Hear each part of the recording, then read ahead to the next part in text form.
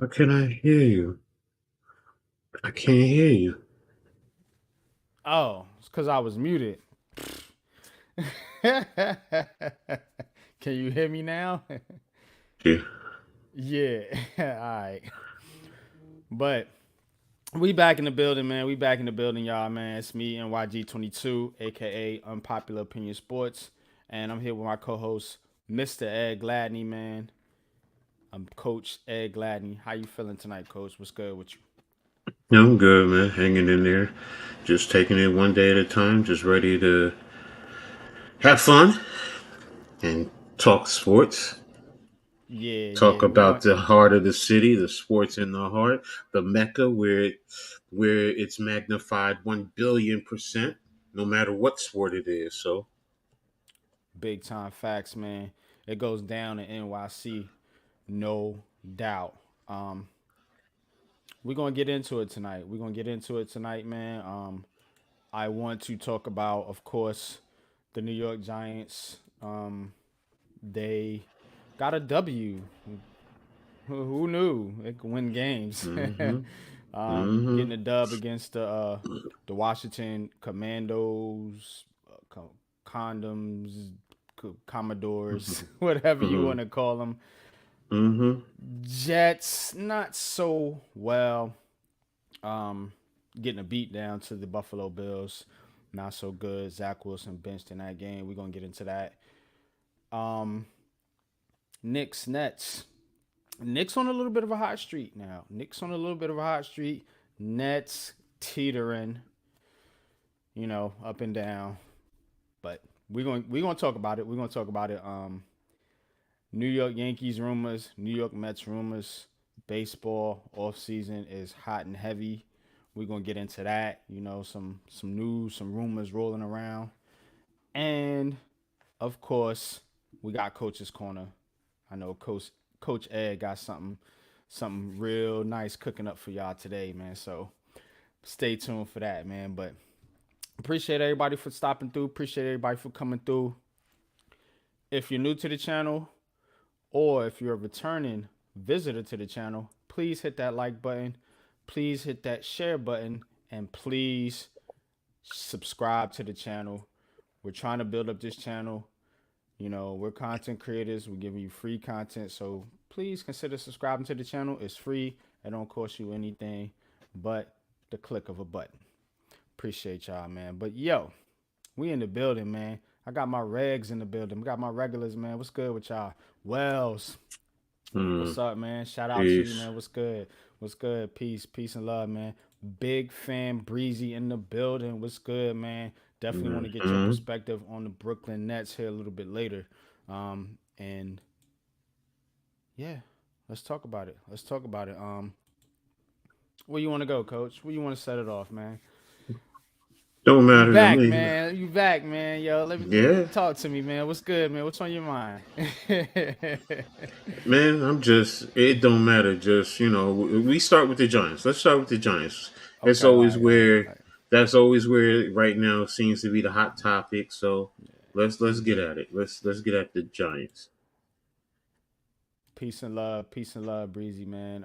Appreciate you, man. All right, New York Giants, 31-19 win over the Commanders. Sunday was a very interesting day. You had Tommy DeVito slash Danny DeVito Chicken throwing parm. chicken parm, throwing three touchdowns over there on the Commanders. Now, interesting thing about this game is that the New York Giants had six turnovers um, on defense, and now Mm-hmm. this defense has been coming along slowly but surely. People, like everybody want to focus on the offense, the flash, the pizzazz, the big highlight plays, man. But defense, we always know wins championships, man. And I like to see, I like to look and see how this defense is progressing and how they are developing. This is one side of the football that I can say is actually developing. You got a number of developing players. I'm gonna go through them. Kayvon Thibodeau, two more sacks at 10 and a half right now. You know, he's in the running for the league leader in sacks right now. You have Mm-hmm. Bobby Mm-hmm. Okereke, coming over from the Indianapolis Colts, doing his thing, taking that leadership role at the linebacker position. And that has rubbed off to Micah McFadden. Micah McFadden, second year player in the NFL, taking his game to the next level under Wink Martindale in his system. Talk about Cordell Fly, slot corner, fly in the slot, getting it done out there. Got ejected in that game, man, but things happen. I ain't gonna hold him for that. We gonna talk Also, about that. We definitely gonna yeah, talk about that. yeah. um, Also, of course, man, you got the big man in the middle, man. Let's not forget him, Mr. Dexter Lawrence, man. Unstoppable.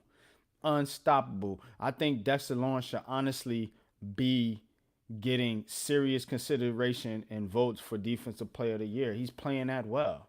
It don't show up on the stat book, but he is arguably the most valuable player. If we lose Dex, we're done on defense. I'm telling you guys. So those are players that stood out to me. Offense is what it is. We've been talking about it all season. Tommy DeVito did what he did. You know, we seen Saquon Barkley do his thing, of course, and I mean, you got some splash plays from Slayton. You got some couple nice little plays from Wandale Robinson, Bellinger, so on and so forth, man. But it's the defense right now that's got me excited about this New York Giants football team on the field. We could talk about the future and all that right now, but let's just keep it on the field right now, Coach. What Mm-hmm. have you been seeing from the defense of the New York Giants? Miz, I see you, bro. What's good? What's good with you, Miz? Appreciate you coming through, man. All right. Well, number one, Dexter is the sexiest big man in the tri-state area because I'm number one. I'm numero uno, the biggest, the sexiest big man around. So let's get that straight. But nah. Let's be serious. All right. Um, when I was able to catch any games, the defense is, it has its moments, but they seem to be grasping number one to Wink's system. They really are grasping to his system, and they're playing with pride out there in that system. Um, Mm-hmm.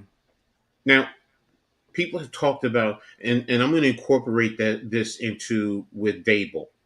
There have been people that question, has he lost the team? The team ain't quit on him. You see Mm-hmm. that. They Yeah. haven't quit on each other. You see Mm-hmm. that. You just talked about the fight with Flott and everything. You know what's the biggest thing I took about that, away from that? Is those guys were all over there fighting for each other. If you go Yeah. back and you look Yeah. at it, Dexter running over there, jumping over people to get in there, get his hands on people, Flott, whatever. Dude pushed him in the back. He turned around. Just because he's skinny or whatever, don't mean he's not going to stand up and represent New York and show you that he got fight. He got a fight in him. Even Xavier McKinney, for all everyone has been talking about him. Dude went over there for his brothers. Yeah. That right there is telling me Dave's has not lost this locker room. He hasn't. Because guys would not be trying to fight for each other. They'll be worrying about, well, I ain't trying to get myself kicked out, lose money because, after the season, I'm going on vacation. I don't want to get myself hurt, have to go through rehab. They are fighting. And that's what this defense is doing. They're flying around. They're making plays as best they can. They're creating turnovers. The way Yeah. they're creating the way they created some of those fumbles. You watch Bobby Okereke.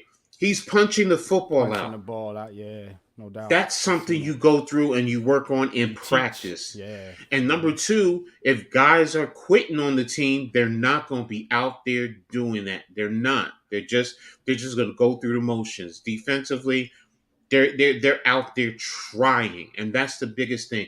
That's all any coach wants from his players is effort. You want effort, whether it's on Mm-hmm. offense, defense, or special teams. You want the effort, and they're out there doing that. That's also letting me know the coaches are not quitting on the players.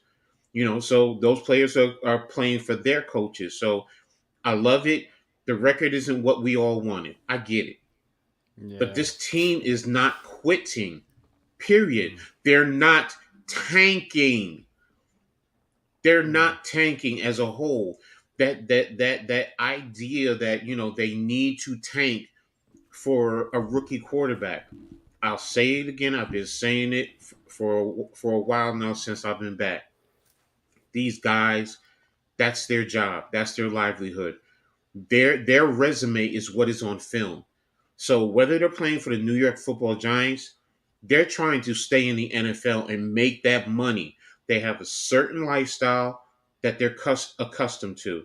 They have families, children in private schools. They need that money. So guys are going to be fighting to stay in the NFL. And if it looks like they're quitting, they're out.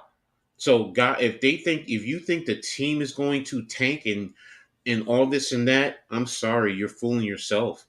Because as I say, if somebody came and took your company over, you have a new CEO, you're not going to half-ass it. Sorry, you're going to button up and tighten up, then you're going to put on your best be on your best behavior and really try hard. Because if not, guess what? You're gone. Yeah. Same thing here. So, but getting back to the defense, they're flying around, they're playing hard, they're making plays. Those 6 turnovers, yeah, Sam Howell threw some up. Don't get me wrong, he threw some ducks out there. As we say sometimes, quack quack, go get it. But guess what? As Pat They would made say, the he's plays terrible. exactly. So, but the thing is, they made the plays on the ball because remember there were a couple that they didn't make a play. Pinnock Mm. on that wide open one. Well, guess what? They made the plays on all the other ones. They capitalized. So you have to give them that credit. Whether Washington just threw it up, we still made the Mm. plays defensively. So overall, yeah, I'm pleased with the game. I'm not. As I think I said it on one other stream. I'm the type of person I hate losing more than I love winning.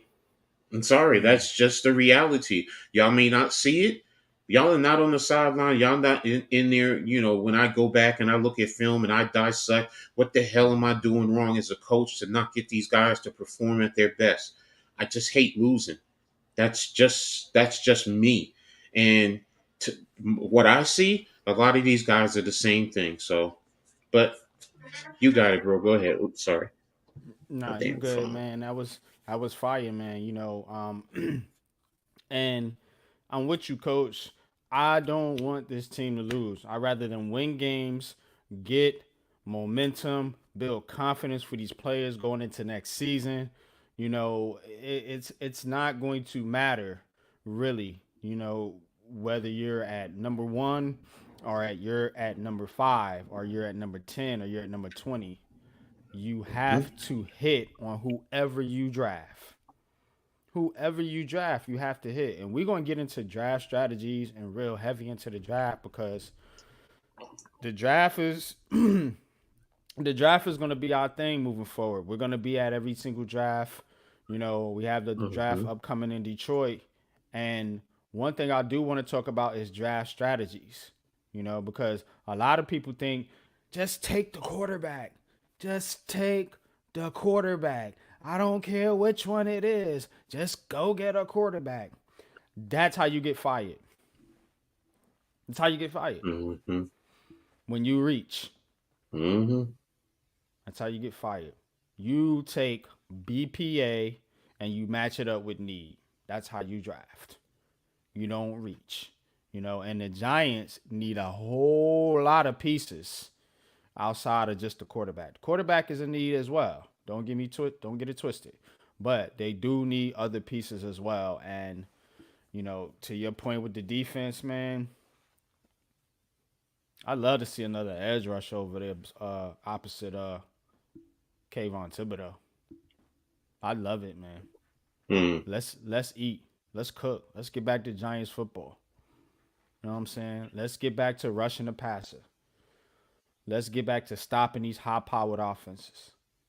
You see what Steve Spagnuolo does with the Chiefs when they go up against high powered offenses and great quarterbacks? They shut them down. And they have a damn good quarterback of their own, but people underestimate the Kansas City Chiefs defense. They think it's all Pat Mahomes doing all the work over there. got a guy over there named Chris Jones. You seen it last night. Now they lost that game, but to no fault of them. You know what I'm saying? That was just a good game. Crazy game, but good game played by Philadelphia, man. But Look, well, look, don't it's a get it good twisted, game. bro. That was a good game, across the board. But let's be real. If Scan, whatever his name is, catches that Catches the pass, ball. Yeah, I we're know. we're so that's the thing that what teams, yeah, they make both teams make plays, and when the opportunity is there to make the play, you just have to do it. And Just put it right sometimes for it's them. not. Sometimes it's not the team just beating you. It's Tommy, just what's up? What's up, you Tommy? beating yourself. What's up, Tommy? So, I'm taking that as a joke. I just can't. I just can't with that. Nah. I'm trying to win. I'm trying to win. So, nah, nah. So, Sean, crazy about May. Let me tell you something, man. You okay. drive Drake May if you want to. I'm a Carolina fan. Never been sold on Carolina quarterbacks since T.J. Yates, since Trubisky, Sam Howell, Drake May. They don't. They all look the same, bro. In college, when they go into the NFL, not saying Drake May's the same quarterback, but I'm just telling you, man, things translate different to the NFL. I want to Carolina say this. is a very, very talented team on offense. They have really good players. Tez Watkins. They have my man Hampton, the running back. Like they got some. They got a team. They're not Drake May and he's doing all the work. You know what I'm saying? And they lean a lot. Mac Brown and them. They lean a lot on the running game, and he's not really playing in a type of offense that's going to translate to the NFL. They're not asking him to do a lot of like reading defenses, dissecting plays. Some of it, but not a lot. I'm not sold on Drake May. He has talent. Yes, he has the arm strength, pocket mobility, whatever. But I'm not sold as far as his college game translating to the NFL. I don't know. I'm I skeptical. just I look at the players separately, but I also look at where they come from. And if you really do look at the work, I mean, there's talent there, but quarterbacks in out of Mac Brown's system for some reason don't seem to succeed. Now I'm going all the way back to Texas. I mean, look at Vince Mm, Young. Look at Vince Young. Everybody was yep. hot on Vince Young, and how did he turn out? So I'm not saying May. I mean, I haven't really seen that much of him. I've seen a couple games, so I'll dive into him a little bit later. But when you look at quarterbacks out of that system, as you just alluded, and you go through the numbers, and we're in an analytics based environment right now. They don't do well. They don't translate to the NFL. It's just, to me, it's just that simple. Now, again, like I said, got to look at him. Maybe you can coach him up, and if that's what it is, okay, fine. If he has all the tools and the skills, okay, that's a different story. But it's going to take some time with a quarterback like him if he has everything, because I don't trust the system. I just don't.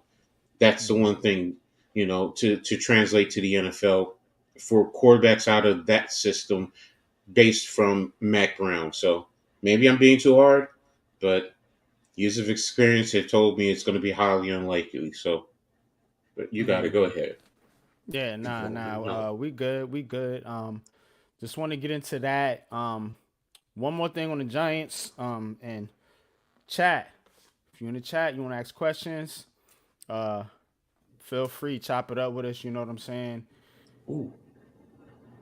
Look, rumors coming out that the Giants are moving on or could be moving on from Mike Kafka and Wink Martindale. So again, I'm for change, but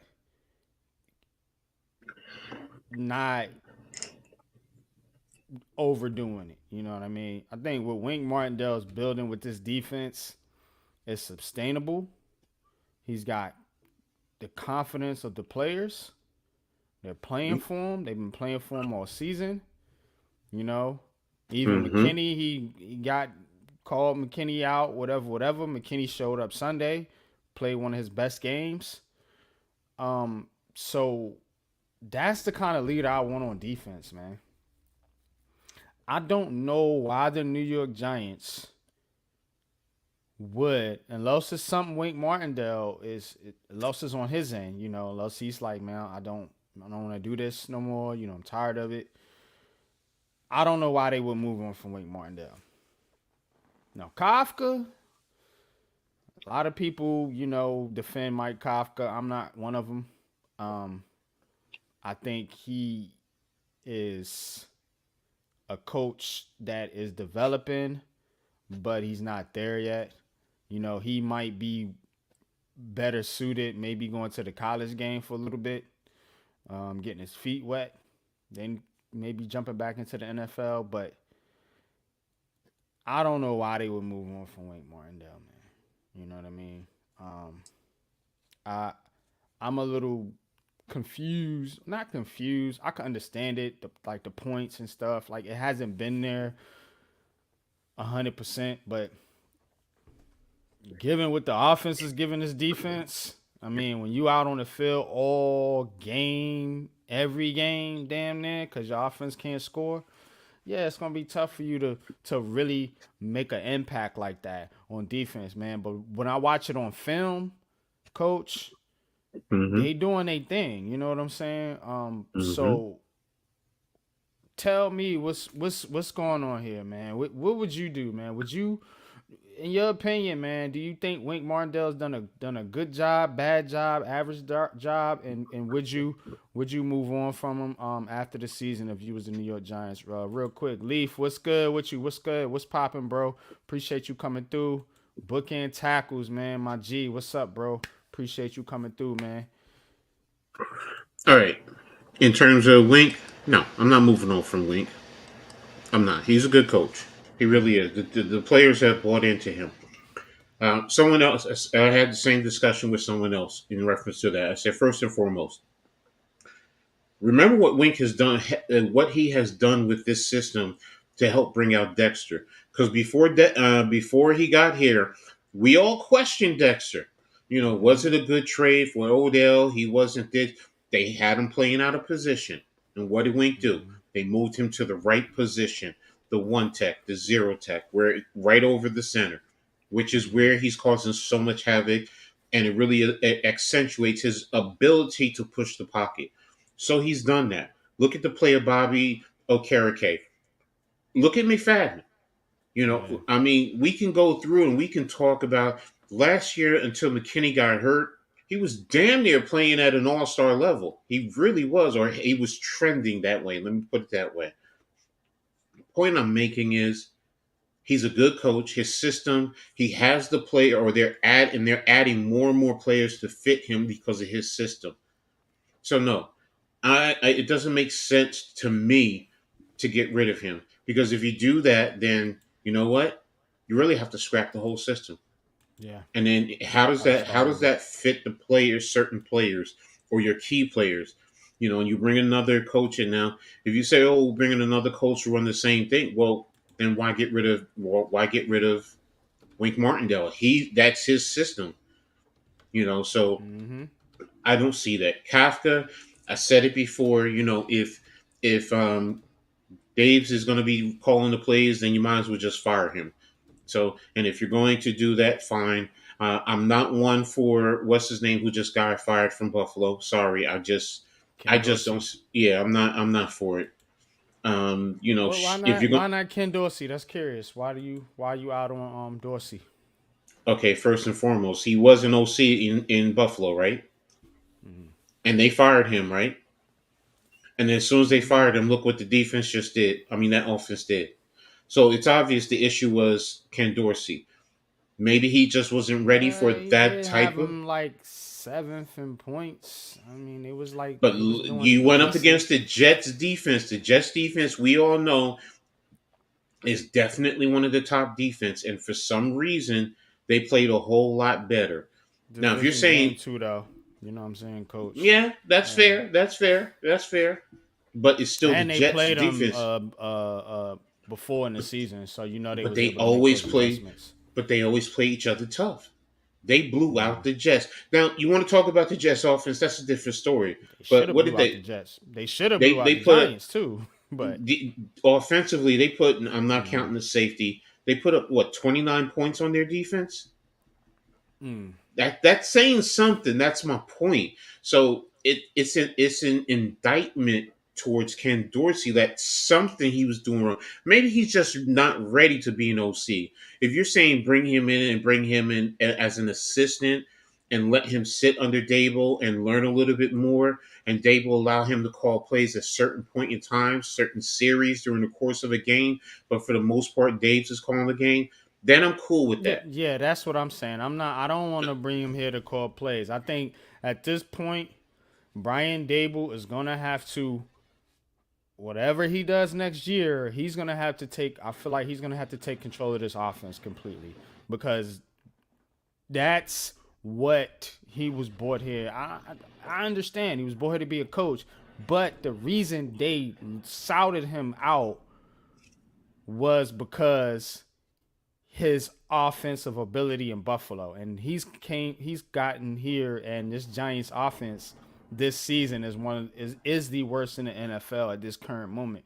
So yeah, dude, get control of your offense. Defense is doing their Sorry. job, in my opinion, for the most part. Not they're not perfect, obviously, but they're getting it done. You need to step up with this offense. Now they look better, they look good in spurts, but I feel like Dable is gonna have to take control of that side of the football, That's fair. and kind of put his stamp on that. I don't have an issue with that in that regard. It's just that, like I said, with Dorsey, I'm just not. I to be honest with you, I'd rather stay with Kafka if that's the case. I mean, I'm just going to be brutally honest. Right now, my mindset is, kind of like what you're alluding to. Dave, take control of your offense. You build it up, and then when it's right, whoever you have under your wing, slowly guide them and bring them up, but you still have the ability to still jump in and do what you need to do with the offense. So you know it I'm What you feel about them promoting the quarterbacks coach Tyranny? as just in terms of the name of being the offensive coordinator, fine, because the Somebody, OC yeah. during the week, the OC still has to look at film, break it down, develop the game plan. You're going to talk with Dave's about it and get his input, but you're still going to develop the Mm-hmm. game plan, set everything up, the scripting, all of that. So that's fine. I don't have an issue with that. If you want to do it in that regard, but if you're going to elevate him to call plays from time to time, no. You're better off right now with Kafka.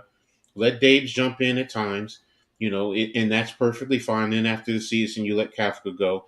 And if you want to elevate him, and you let him call plays at certain points of time, fine. I have no issues with that.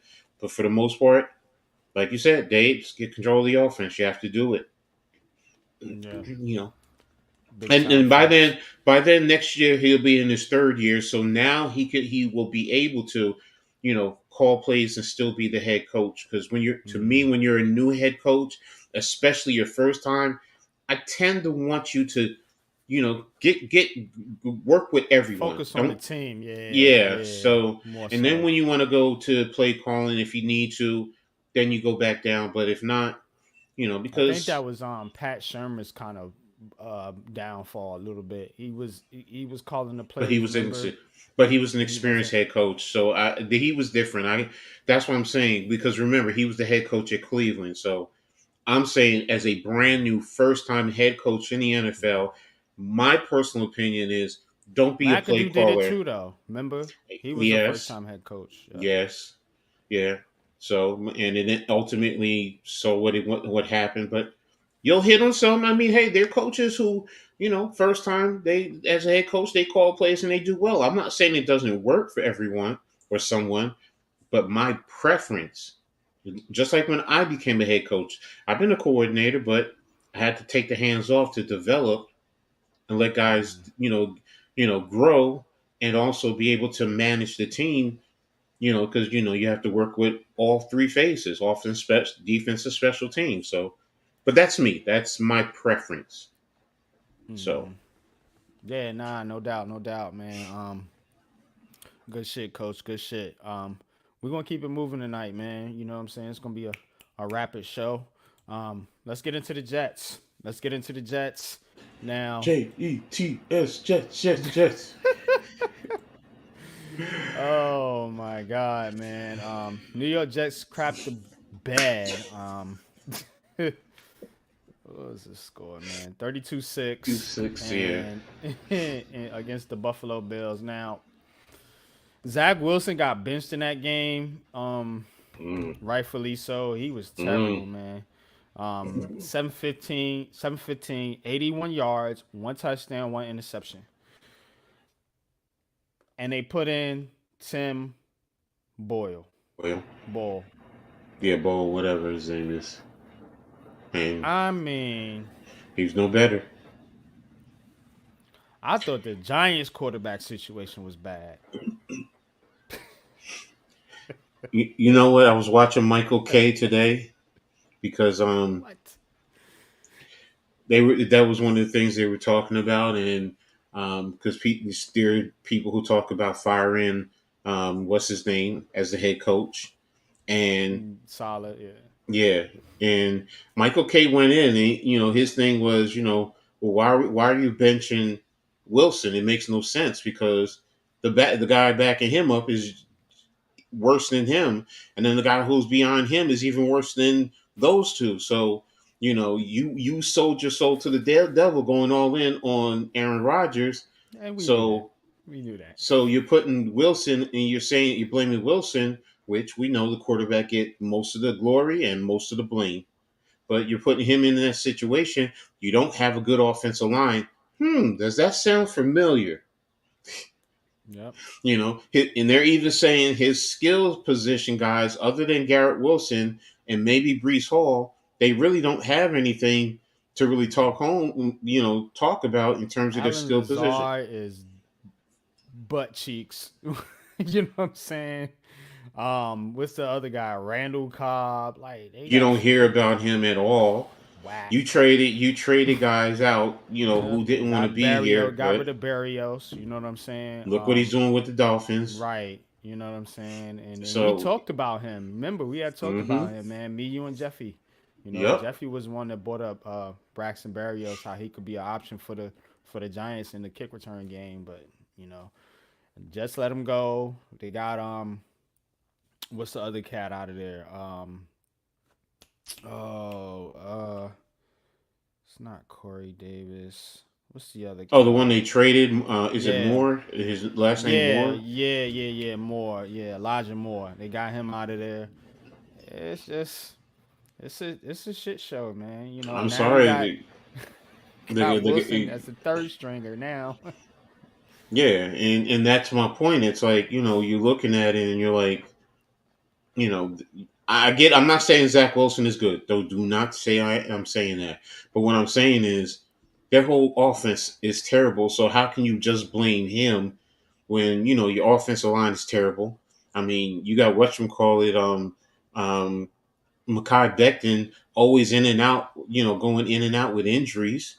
Yeah. It's like, you have no consistency. See, I mean, Mitchell, I did a break on him for Luca, and I'm like, yo, the guy is atrocious. He really is.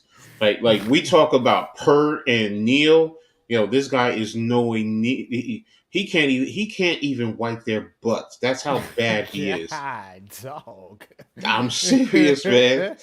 I'm serious. The dude is just that terrible, man. So and I'm talking about Matt Pert too. Pert is 1,000 times better than this dude. I'm Pert is sorry. It's awful, just man. Pert that's is my point. awful. So the Jets, they needed to rely a lot more on the running game, but it is what we have to get Kafka out of there, Bobby.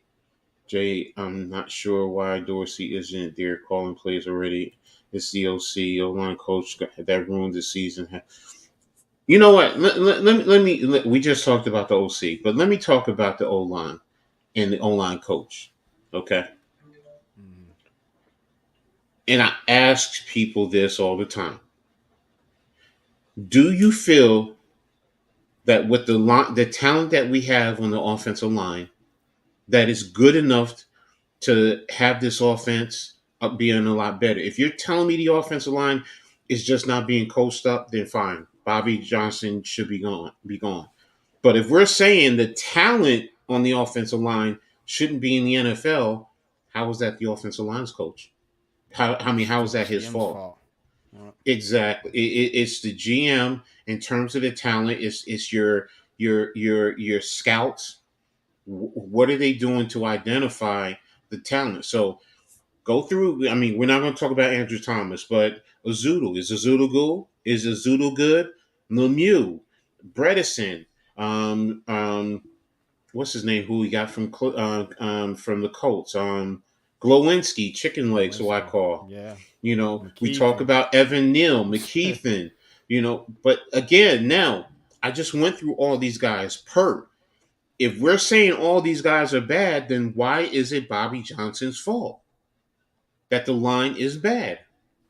Now, if you're telling me that the guys are just not being coached up, you can probably see a little bit more because, for one, like I say, Evan Neal, I believe Evan Neal is a good tackle. There's just some things that has to work on to improve his game, which is why I say Bobby Johnson probably is the issue with the offensive line. I've said with Azudu and McKeithen coming out of North Carolina, I thought they were better, Mm-hmm. but so there we go. There you go, Tommy. That's my opinion. But getting back to the Jets, you know, their issue is the offensive line, man. More than anything, it's the Mm-hmm. offensive line. Your quarterbacks can't do any damn thing. So and Yeah. you also got some bad quarterbacks. So kind of molds everything together. I mean, they're just bad all around because that was the other thing that Michael K was basically alluding to. They're wanting to fire the head coach, but what about the general manager who's getting all the talent, who's been there for years? So Yeah. What's his name? Douglas, Douglas, right? Douglas, Yeah. yeah. Yeah. He's So had some pretty decent picks though. I mean, he's had some misses, obviously with the quarterbacks, but pretty but big hey, misses. the quarterback is the most important position. You can't win without the quarterback. Everything else, the quarterback will make the offensive line better. He'll make the Mm-hmm. play all his offensive players. He'll make the defense better. Okay, one player Yeah. will do that for the whole team. Mm-hmm. Yep. But It's working but out, isn't it? getting back to Douglas, Working yeah, out for the Chargers, working out for the Bengals. It's working out. Them quarterbacks, right? Your top guys, QBs are looking like you know what. But with old NYG, when he bring up the fact that hey, you can get the fifth, you can draft the fifth quarterback in the draft and he be the best quarterback. Look at Lamar Jackson. Nobody wants to talk about that. Mhm. Nobody wants to talk about what you can do instead of reaching. Draft Mhm. strategies, man. Draft strategies. You don't just go and just get the player that the media says is the best player. The media is driving players up for ratings. These players have deals with ESPN and Nike and ABC and NBC and stuff like that. They're driving those players up for ratings. This is a business. So doesn't translate onto the football field just because Tim Tebow or Johnny Manziel is the most hyped player. It doesn't necessarily translate into the NFL. Now those guys are freaking analysts now talking about football. Mhm. They out of the league. So look, man. Caleb Williams, Drake May, hyped up guys. They have talent. They will be good if put in the right situation, I do believe. but every quarterback doesn't get the luxury of going to the right situation. You know, 3 out of these 5 guys are probably going to go to a effed up situation and probably, unfortunately, not succeed. So Mm, pick the right quarterback for your franchise. That's very important. Very important. And mm-hmm, it's mm-hmm, extra important in New York because of the media, because of the attention that's focused on these teams, it's particularly the Giants. So just saying. You know what I mean? Think about it. mm-hmm, For you run to the mm-hmm. podium, give me Caleb Williams. And then Caleb Williams gets out here in this offensive line. He throws 25 interceptions in his first season. You be ready to kick him out the door. Fucking Caleb Williams, he stinks, man. All he does is throw interceptions. He fumbles all the time. Same thing you're saying about Daniel Jones. Stop playing with me. But anyway, moving along. Mm-hmm. um, let's get into a little bit of basketball, man. I ain't talked a lot of basketball here recently. Um, got the Brooklyn Nets. Brooklyn Nets are off now. Looking at the NBA standings here, Nets 6-7. They are coming off a bad loss to the Sixers. But the Nets have been playing up and down basketball. They've had some injury issues. In the beginning of the season, you had Cam Johnson out. Now you got Cam Thomas out. You know, Nick Claxton has missed some games, but important stretch of games coming up here for the Brooklyn Nets. Let's see here. They got the Hawks, they got the Heat, they got the Bulls, they got the Raptors, Hornets, and Magic. And the reason those are all important games because they're all conference games. And in the NBA, you want to win those games within your conference. Now, on the court, of course, Ben Simmons not available. What's new? What is new? I am so sick of Ben Simmons. I mean, you talk about a player that just gives you shit. Mm, And then when he's out there, I mean, I get his passing ability and his basketball IQ, but man, damn all that. I can go out there and pass the ball. I got a basketball IQ. Dude, we need you to be a ball player. Go score some points. Go block some shots. Go get some rebounds. You know, like, it doesn't give you anything out there, man. And the Nets suffer because of that, man. Because if you could trade Ben Simmons and get something of value in that position and in that spot, you know, we playing this dude. They got this dude playing center, point, forward, like all over the place. And he ain't good at any of it. Like, you know, the Nets have been much better, you know, outside of last game with Nick Claxton back in the lineup, you know, at center. You know, mm-hmm, at least he's mm-hmm. a rim protector, you know, shot blocker. You know, so Ben Simmons in there, nah, man. Defense ain't that good, in my opinion. But like I said, stretch of games coming up here for this Brooklyn Nets team is going to be very important, and it's going to, I feel like, kind of put them, you know, in position, you know, for that back half playoff positioning in the Eastern Conference, man, because you want to beat those teams. Those are going to be the teams that's going to be that you're going to be playing against as far as playoff positioning, you know. Mm-hmm, mm-hmm. So that's why I'm saying it like that because if we looking at the Eastern Conference standings here, let me pull up the basketball standings here in a minute.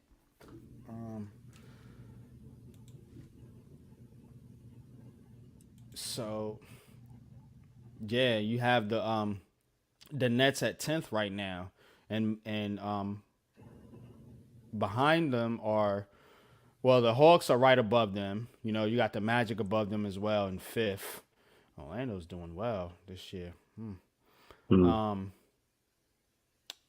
and you got the Raptors, the Bulls behind them, the Hornets, the Wizards. Yeah, so them back half teams, you can really knock them down.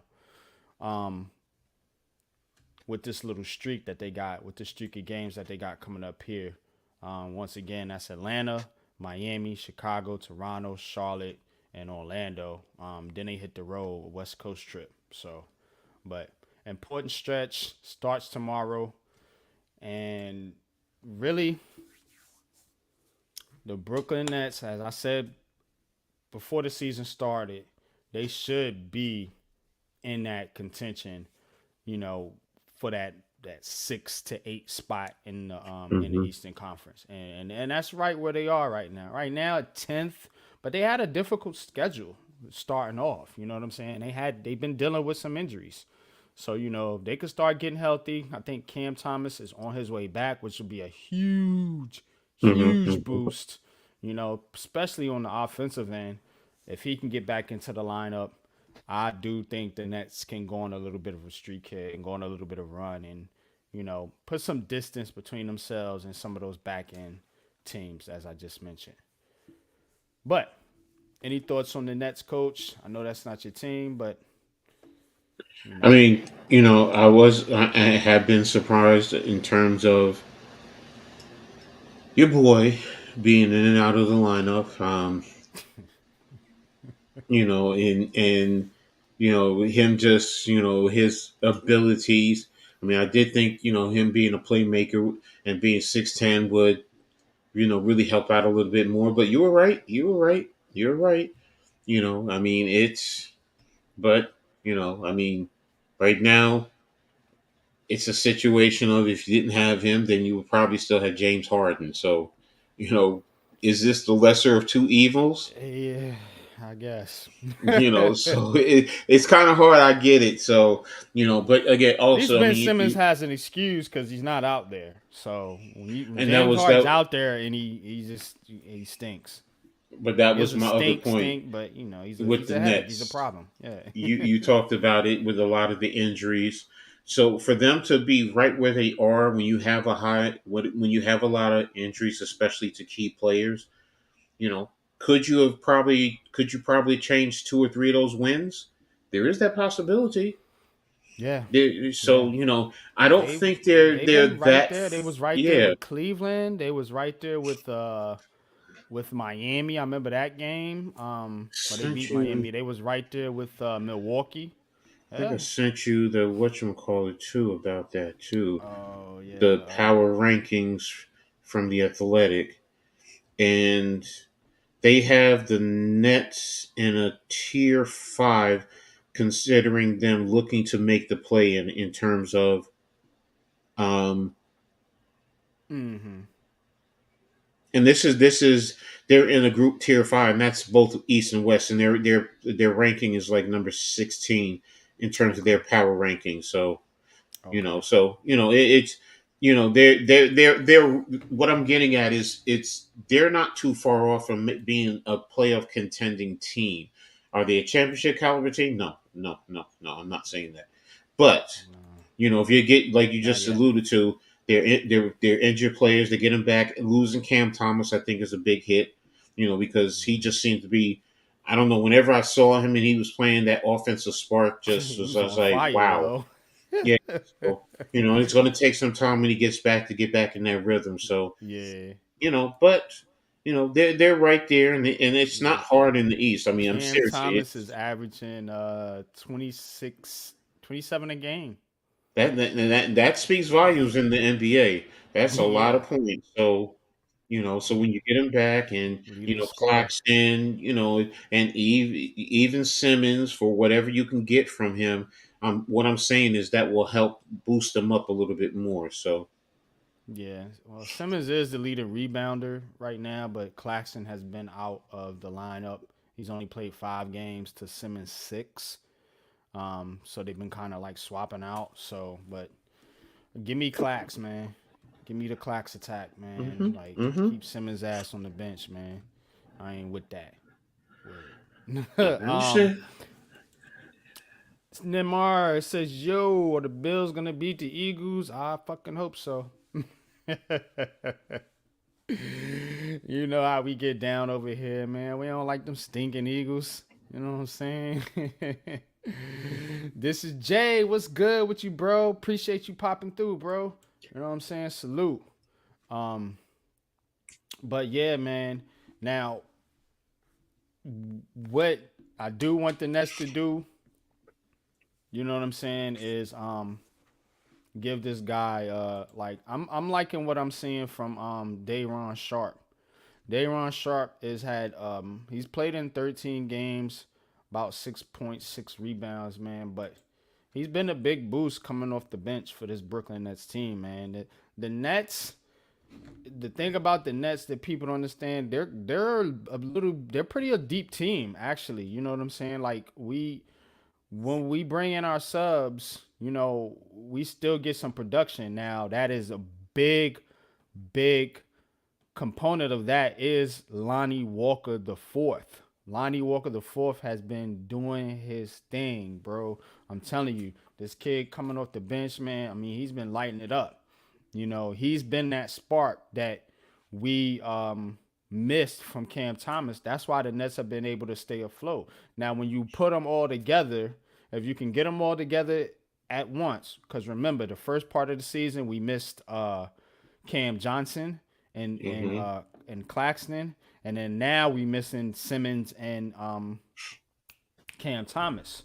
So if you Mm-hmm. can get them Mm-hmm. all back and you can get them all meshing and gelling together, I do think this can be a 6 to 8 seed in the Eastern Conference. That's word up. Um, Jay, a couple comments here from Jay says, "Win. That's what we need to do. The Nets need to do. Facts, bro. Big time facts, man." Shout out to Day Day with the payday. Yeah, man. Dayron Sharp, man. That's what he's talking about, man. I'm telling you, I think this kid he can do some things. You know what I'm saying? He still has to grow. You know, he still has to grow, much like Claxton had to do. You know, but give give him a shot. Give him a shot, man. Let's see what he can do, man. You know, and he's been stepping up this season, man. I like what I'm seeing from him, from Cam Thomas, and a couple of these young guys. You know, I would love to see uh, Nets first round pick Dariq Whitehead get on the court at some point this season, but you know, still a lot of season left. You know, we just getting rolling here in the NBA. Mm-hmm. Yep, gotta use the depth. I mean, yeah, gotta use the depth. Nimar says, "Do you see the Knicks win the next couple games?" Let's get into the Knicks. Let's get into the Knicks. Uh, I've watched. Here's what I see with the Knicks right now. And I watched the game. I think they was playing. Who was they playing? Was it the Hornets? Who did Saturday. they play? They played Saturday. They beat the Hornets, I think it was the Hornets, man. and it was the Wizard Yeah. before that. Mm-hmm. Yeah, I think it was the Hornets. Um, Mm-hmm. I'm gonna tell you something, man. Mitchell Robinson is a monster. Mm-hmm. That dude on the offensive glass is Mm-hmm. ridiculous. Mm-hmm. You know, and to be honest with you, him out there makes that Knicks defense so much better. So much better. When he goes off the court, they look like a totally different team. And I said it last year, and I'm saying it this year. The Knicks need Mitch Robinson. He is Mm-hmm. one of the key components to that team, really getting it going here. You know what I'm saying? Now, just but this Knicks team, man, coach, what have you seen from right now? Knicks 8-6, seventh in the Eastern Conference. and basically, like you said, they beat the Hornets. Um, I think I watched them. Yeah, when they played the Spurs, they was lighting them Yeah, I up. saw that game. I saw that game. Jalen Brunson has been a beast. He's ridiculous, shooting 44% from the field, averaging 24 points a game.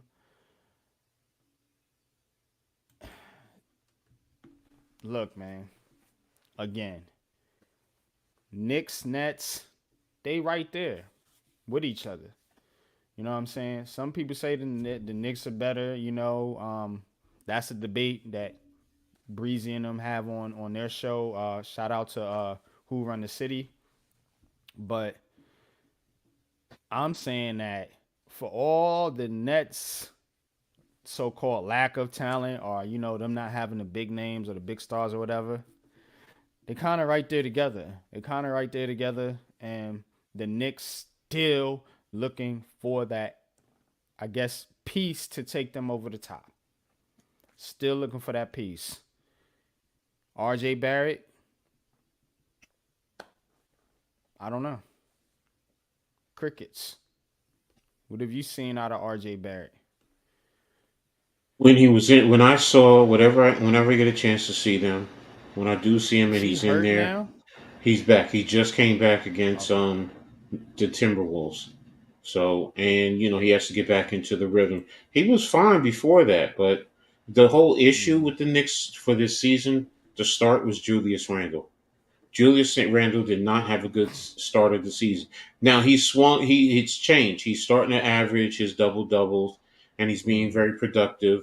When I have seen him, he's not getting on the officials in the course of a play. He waits to a timeout, that's fine. I don't have an issue with that.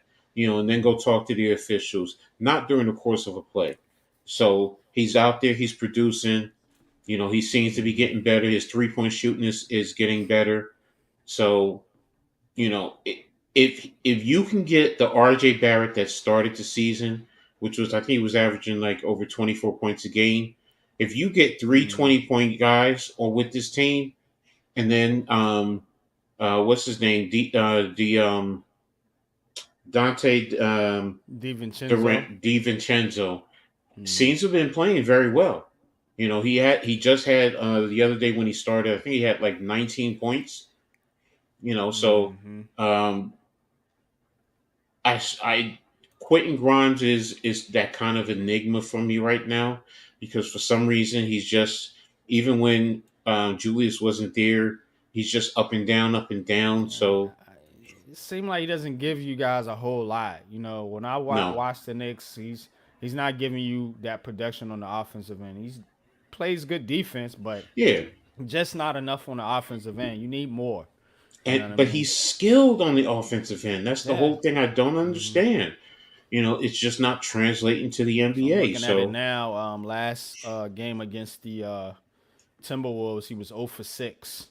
0 for 6 on exactly. threes, all 3-pointers too. You can't do that. 0 for And that, and, 6. and that's the thing with him that is frustrating. Hmm. So at first I was saying it's Julius, and it just whenever Julius didn't play, he just seemed to be better. But when Julius was out, he wasn't. I mean, I checked the stats, I see what's going on. He wasn't Hmm. producing. So is it time to let him go and see what you can get in a package? But again, I don't want to strip the cupboard also. So that's the Hmm. thing. It just seems like everyone talks about, oh, the Knicks are in a trade, you're going to give up all this and that quickly because of his contract. You might not be able to afford him after the season because you're probably going to have to give him 20 mil, a minimum of 20 mil. We'll see. We'll see. Hmm. But when I have seen them, they're like you said, they're that kind of enigma. They're in the playoffs.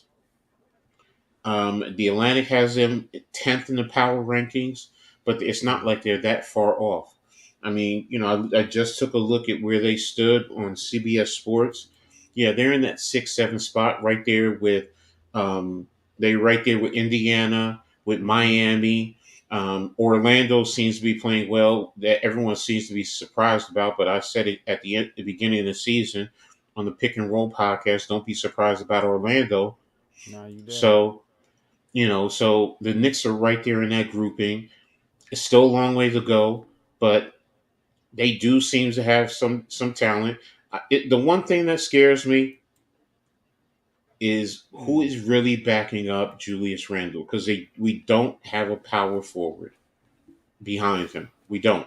Yeah, it's supposed to be Obi Toppin, but Obi is gone, so he's you're gone. Yep, relating he's on out of Josh there. Hart. You want Josh Hart to back him up, but you also have him starting at times at the guard spot. So it's like, if you do that, who is backing up Julius? What are you doing? I mean, I get the small ball lineup, but come playoff time, you're going to get killed. Yeah, You know, so but what I notice about them is when they play the top teams, they the yeah, bottom line is they lose out. they But fold. Yep. you'll beat teams that are on your level or teams that are underneath you. So that tells me, basically they're not there. You really Let's do do the need same a thing. We got whopped by Philadelphia. We lost to Boston. Same. Lost to Milwaukee. Same situation. You not there. We could say that about the football teams too. Top so. teams come in. Hey, whoop. But You that's get the put in your thing place real quick. you just spoke about Mitchell Robinson. I mean, everything that I've read has alluded to the same thing, that he's killing it as an offensive rebounder. He's just so big in that middle. I'm fine with our center position, even with Hartenstein. Hartenstein is Mm, fine behind a different type of play, but I like it. With the two dynamics, so I'm mm, fine with that. But it's when it comes playoff time, when you're in a series, how is that going to play mm. out?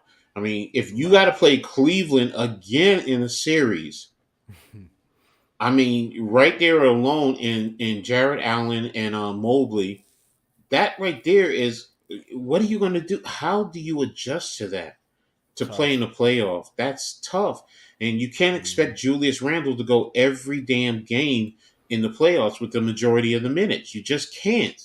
mm-mm. So it's just, what? Whatever's going to happen, let me see what's going to happen close to the trade deadline. Are they going to do something? Are they going to play out the season? And the Knicks are just going to continue to stay right there in the middle of a pack, talking Go about, get oh, we're going to get. Zach Levine. For what? For what? Number one, he don't play no damn defense. At all. Now, you want to talk about scoring, okay, but he's also the type of scorer, leave the ball in his hands and everybody else stands around. Yep. If he's ISO not ball. working with DeMar DeRozan, what do you think he's going to do over here? No, no. Personally speaking, no. I don't like the thought of Zach Levine, and you got to give up too much to get him.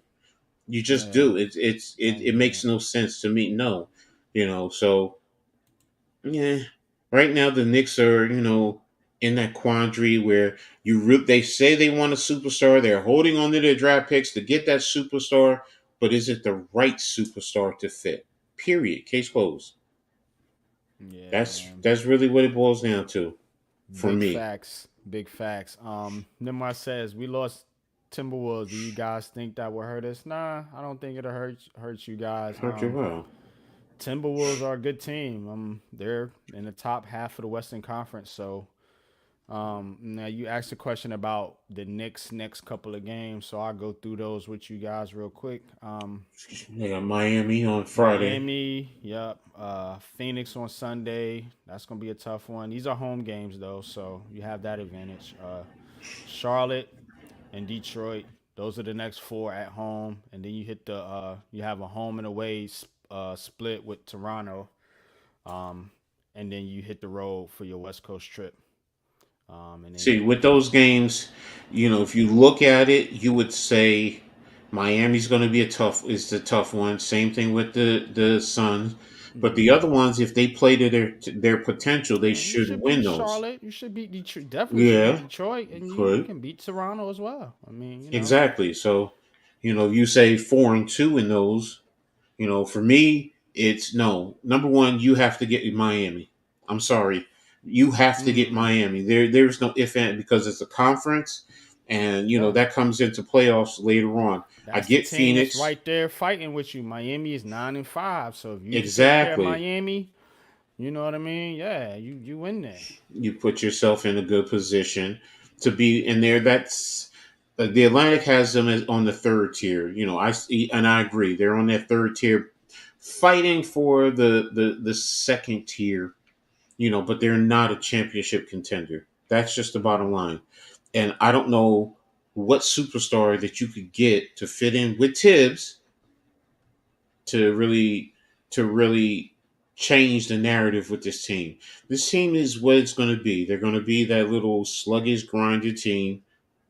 They're going to play. They supposedly are supposed to play good defense, but I still have doubts about that. It's up and down. Yeah. Yeah. So, and when you go up against the top teams, especially in the playoffs, the Philadelphia's, the Boston, the Milwaukee, expect to get totally annihilated. If you're playing a 7-game series, it'll be probably 4-1. And it wouldn't even surprise me, to be honest, if it was a 4-0. I'll be totally Mm. honest with you, because the Knicks are just not there. They're not, so, and with all your assets that you have, everything that they have there, they don't have anything on the team other than Jalen Brunson, maybe Julius Randle when he's playing his top game. RJ Barrett is, quickly, is he's another up and down player. He's dynamic coming off the bench, but you Yeah. can shut him down. You know, I mean, DiVincenzo, okay. I mean, yeah, he could shoot some threes and this or that, but you know, does he really give you that cachet? I mean, what is it with the Right. Knicks? With, I just, hey, they're a good team. Yeah. So they're not there. They're not. As what Stephen A. will say, they're not scrubs. So but then again, they're that's really what they Yeah. are. Meh, as they would say. Mm-hmm. Yeah, that's about right. That's about what the Nets are. Indeed. And that's about where we at with the basketball, man. As far as hockey is concerned, the one thing that I can say is the Rangers are kicking ass. The Okay. Rangers right now they have 25 points. They are 12-3 with uh 12-3-1. That one being the overtime. The points are different in hockey, but that's the overtime loss. You get a point for losing in overtime, and I think you get 2 points for winning in overtime or something like that. But anyway, Hmm. they're second. They're second in the conference right now, behind Boston. Unfortunately, you got the Devils. They're coming in at 3, 4, 5, 6, 7, 8, 9, 10, 11th, and the Islanders are right behind them at 12 and 12th, both with 17 points. Rangers did have, I seen the other day, they had a big one over the Devils. What game was that? Uh, So right behind right over the they're Devils, right yeah. behind the Brunt. They're right Five behind the three. Bruins. Yeah, they Okay. had the big one over the Devils, 5-3, the other day. So look, man,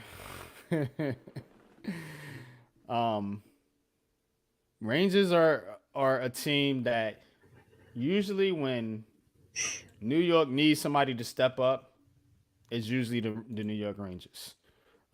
And I always go back to that '94 season. You know what I'm saying? Mm-hmm. Knicks couldn't Mm-hmm. get it done. I want to say the Yankees was in there that year. Oh What year? no, it What was the year was that? Rangers. It was the Rangers and the Devils. The '94. The Knicks were in the championship, and Mm-hmm. I think the Yankees and were in the playoffs. I don't think they was in the World Yeah, Series that year.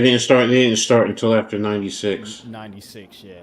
So, um, you need a team to get it done, man. It's always the Rangers, man. So shout out to my New York Rangers, man. Just want to show my hockey people some love, my hockey team some love, man. This is Heart of the City. Unfortunately, I don't follow hockey too much, but enough to know that my squad is doing a damn thing. um, What's up, but Taj? Taj, what's good? What's good, Brody? What's up, bro? Um, Now with this Yankees team, Yankees and Mets, we'll just lump them together. Rumors, man, it's just the baseball rumors. You know, you got Juan Soto. They're talking about Juan Soto. They're talking about this. Shout out to Japanese Big pitcher. Blue in the Bronx. Yeah. Uh. Shit. Yayamoto. Mm-hmm. Um. Yayamoto. Let me see if I can find it. How do you pronounce this guy's name, man? is is Yayamoto?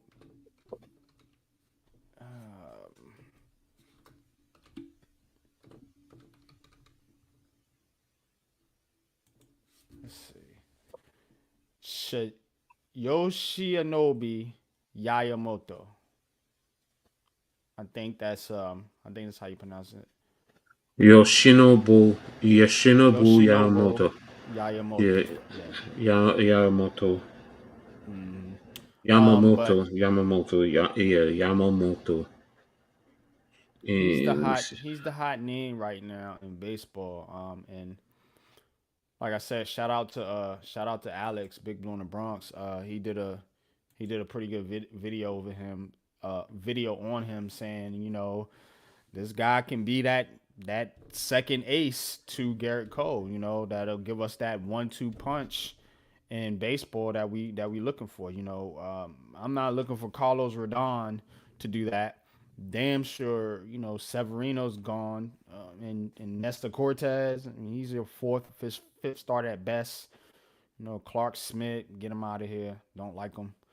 Um, if they can get Yayamoto and bring back Jordan Montgomery, remember they traded Jordan Montgomery. He just was with the what was it, the Cardinals. Rangers? Oh, the Was it Rangers. the Okay. Texas Rangers? They was in the World Series, yeah. Um, Rangers.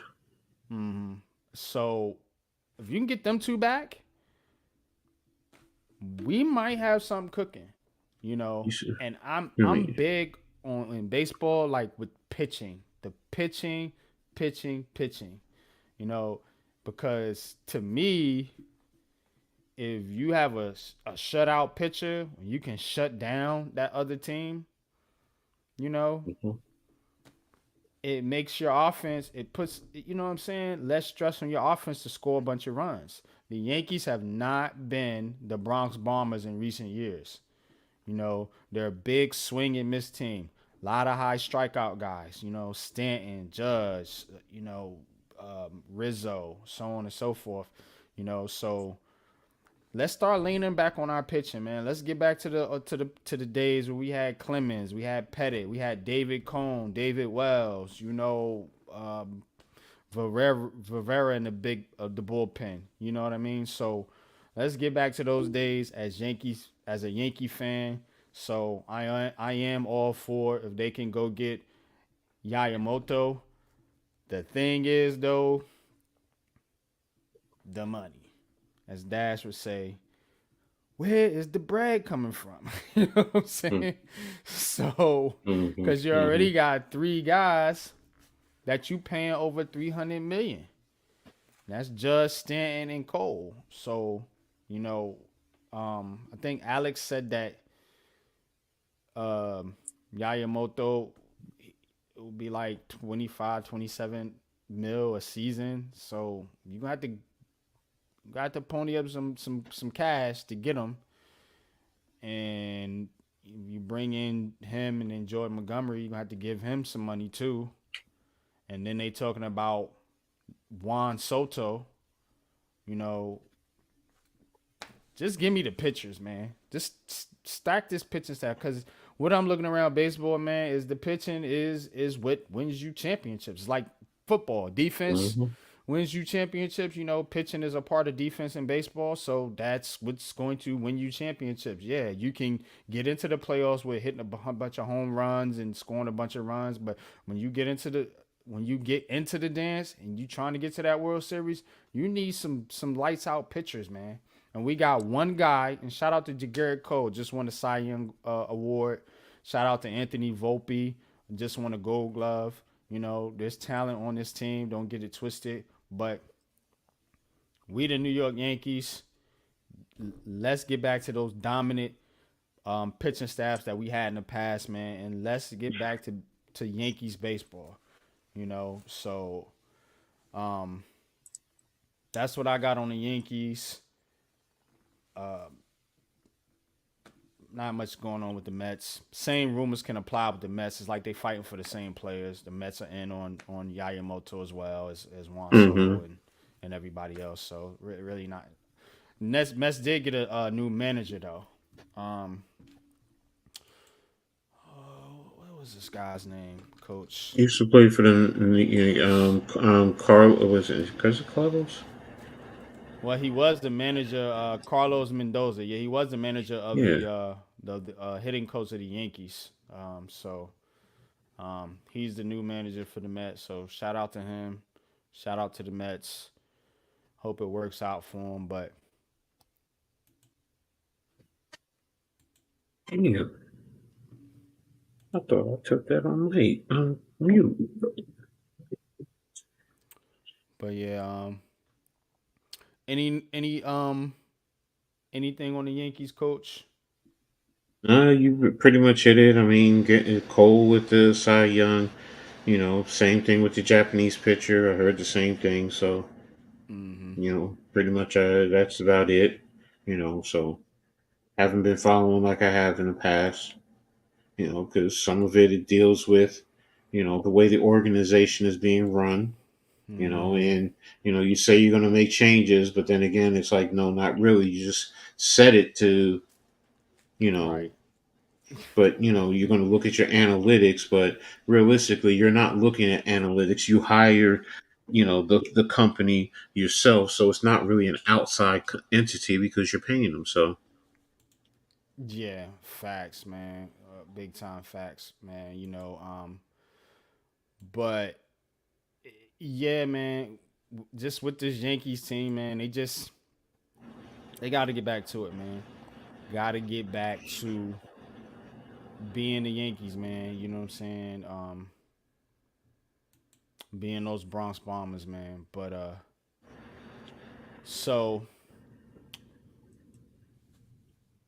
we're gonna open this up right now. We didn't pretty much hit every team. Outside of Coach's Corner, we're going to do Coach's Corner here in just a little bit. We're about an hour and 20 minutes in. Probably go about 30 more minutes. But any questions in the chat on any of the teams? We can go Giants. We can go Jets, Knicks, Nets, Yankees, Mets. We'll kind of open it up here a little bit. One thing I will say, just to get back to the football, they just released Shaq Leonard from the Colts. So, he's on the market now. Pro Bowl linebacker, former teammate of Mr. Bobby Okereke. And he's got some money. And I think he passed through waivers because of the money situation. But maybe you don't do it this year. I don't know. But, look, keep building up your team. Keep stacking talent. Keep building up that depth. You know what I mean? And shit, I take a 4-3 defense with Bobby O, McFadden, and freaking Leonard out there. Are you crazy? Hell yeah. With Tibbs and Brian Burns on the edge and Dexter Lawrence and Davison or Riley in the middle. Yeah, I take that. But fans of these teams, these Twitter fans, no, too much money, Too much money. It's like you guys are in these owners' pockets more than they in their own pockets. Contracts. Mm-hmm. So forget the talent. It's about the contract, right? Mm-hmm. So look, I'm with it. I don't think it'll happen. You know what I'm saying? Think he'll probably sign with a contender for the remainder Mm-hmm. of this season. Try to get a ring and go to free agency next year. But if you could do it, why not? Build this defense Mm-hmm. out. Build this defense out. Give me a dominant defense so we can start there. We're close on defense, a whole lot closer than we are on offense. So we're close on defense. Keep building that defense out. We're gonna lose some pieces, maybe McKinney, you know, we'll see with Ojolari, Isaiah Simmons. But keep building that defense out. Keep building that defense out, man. And if you can pick up veterans that are pretty good, I know there's an injury history out in there, but yeah, I'll take them. I'll take them, man. I think that's fire right there. Um, Nimmer says, how many more games you think the Giants win?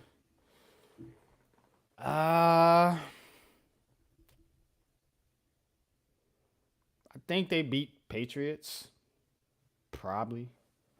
I'm kind of conflicted about that though, because I think Bill Belichick. That's gonna be a hell of a defensive game because Belichick is good against inexperienced quarterbacks, and Wink Martindale is good. That's a tough one for me, man. Yeah, man. That might be a game where you might, much like most of our games, Saquon Barkley might be that difference. So I could see them winning that game. Maybe they win one of the games against the Saints and the Packers. One of those two they'll probably win. That'll put them at 5, and I think it stops there. I think they finish out 5-12. So it's my prediction. What you think, Coach? I mean, you're about right. I mean, the toss up. I mean, the Patriots, the Saints. I mean, you can say what you want. The Saints are still a toss up. Yeah. The Rams. Yeah. I mean, it's not out of the realm of them winning anywhere between 4 and 6 games right now to close out the season. I don't expect them to beat Philly. And if you look at the rest of the schedule, I believe they don't play any teams with a winning record other than Philadelphia. Yeah, they got two So games against Philly. They got one against the the Saints, Rams, one hmm against the Saints, one against the Patriots, one against the Packers. I don't think they're beating all four of them teams. I'm sorry. no, I know they're no, not. no, None of those teams are good, but they're not sweeping no. that schedule right there. I'm sorry. I can't. Everything I've seen from this Giants team, the same team that got smoked by the Raiders a couple weeks ago, I'm not buying that shit. I'm sorry. You know what I'm saying? hmm They'll win a few more games, and I say a few. I mean two, maybe three. That's it. You damn sure Which ain't will getting be right four. there where I just said, which will put Yeah, them between finishing. Yeah, 4 to 6 wins. 4 to 6. Yeah. And, in terms of Jazz positioning, I think they're going to end up anywhere from 8 to 10, somewhere in that range. Yeah. I could That see either them will they in be the in the top 10? Well, the 5 to 10 range ish. I could see that. if they I win don't. 5 to 6 games, I don't. The Patriots are right now maybe 1, 2 games the rest of the season. Do the Patriots play the Jets again? Because they'll beat them. They I always beat believe so. them. Um, They're like their Washington game for us. yeah. So it's the Rams. They're the funny ones. I mean, they who did they just beat? It was Seattle. I think so. But I mean, you also have Aaron Donald over there, so with our offensive line, he could totally wreck it. But if he's not playing by then, because it's the second to the last game, then maybe there's that possibility. Same thing with Stafford. Will he be there? Will he be saying I'm done? So Mm-hmm. so it all depends. But honestly, if I really had to pick one number, I'm with you on 5 wins. They'll get two more. Yeah, that's And right now they're in that's. the fifth spot, and I think they'll end up somewhere around eight. Mm-hmm. And that's the way it goes. And many in this New York fan base will be in total disarray and crying and saying, "I'm done with this Oh, shit. I'm done." Oh, you I just just saw it. yo, god damn, Uh-huh. he yammed it Uh, on him. exactly. Exactly. Why But they like I let that said, dude go, bro? That's crazy. so Uh, and what was I saying? Oh yeah, and some of this Giants fan base will be all over the place, screaming and crying, and oh yeah. I'm done, and I'm done with this, and I can't do a call me after the quarterback. season, and because they won a game, it's which is why I said what I said at the beginning. It's like this is their job. Like they want to listen to us and say, oh well, Coach Ed wants them to finish with the number one pick, so let's lose out all the I think games that's just why they because. playing. I think that's why they playing better, coach. To be honest with you, because they hearing that noise from the fan base saying they tanking, they mailing it in, and I think they had some conversations. You seen conversations with him, Wink on the sideline. The players were involved in some of those conversations, and I think my speculation was Yeah, I Mayor know. and then probably was like, "Hey, buddy, need you to need you to start winning some games here, or I'm gonna have to make a move." All right, Mr. Hey, Mayor, go beat hey, Washington. You know what I'm exactly. So, saying? Gotta make it look good, man. But either way, like I said, if you pick first or you pick 32nd, you still gotta pick the right player. Still basically. gotta pick the right player. You know what I'm saying? Nothing Hmm. guaranteed. Ain't no shoe in bets. Ain't no generational quarterback in this draft. I'm sorry, it ain't. There's no Andrew Luck. There's no Peyton Manning. Even Trevor Lawrence a couple years ago. There's nobody in there like that. Hmm. All these quarterbacks have a skill set, strengths, and they have some weaknesses. So when I'm looking at it like that, I'm thinking there's no need to reach. Right, bookends, no guarantees. Right. You know what I'm saying? Is there's no need to reach for that quarterback. Just take the best player available for your franchise. Hmm. Do you know? Do you guys understand what Myles Garrett is doing for the Cleveland Browns right now? Hmm. First overall pick. But you guys would have took a quarterback. Dummies. Hmm. You would have. Hmm. What's up, Alex? He's literally in the MVP conversation. Yes, a defensive end. Best player in the Hmm. league right now.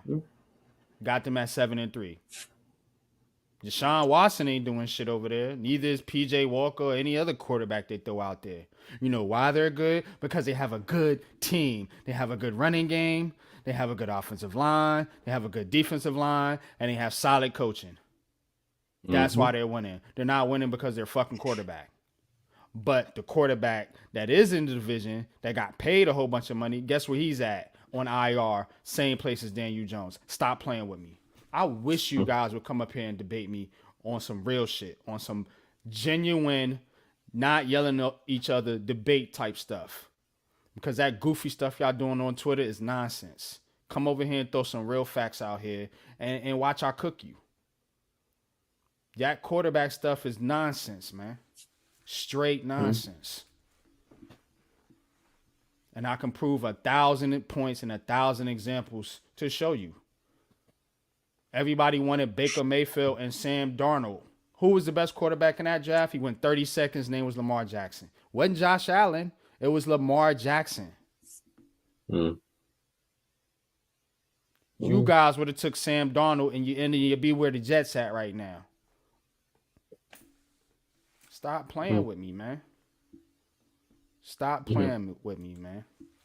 Alex, what's good, man? What's good? Said I wouldn't trade up for Caleb or Drake, other quarterbacks in this draft, if they want one. Nah, I ain't trading up for no damn quarterback. You can stay right where you at and get a damn good player. That tackle from Notre Dame, he's going to be a good player. You see the guy from UCLA that was whooping up on your precious quarterback, Caleb Williams, over there? Whooping up on him. I don't know his name, number 15, coach. He got a funny name. He has a Polynesian name. I know what you mean. Whooping up on him over there, on that boy. What's up, Tudo? So Bison. Don't get it twisted. It ain't about the quarterback. Do you know what another edge rusher would do to this defense? What? And they can actually sit back and get pressure with 4 and not blitz as much? What? Y'all ain't watching that though, right? I'm saying, how you think the Browns winning? How you think the Chiefs are able to beat the Eagles or compete with some of these other teams? They didn't beat them last night. I get it. Fluke play. But Chris Jones. Who? Chris Jones. Chris Jones. You know what I'm saying? Yeah. He was punking them boys last night. Punking them. That dominant offensive line that the Eagles got, he was punking them. But you guys want a quarterback.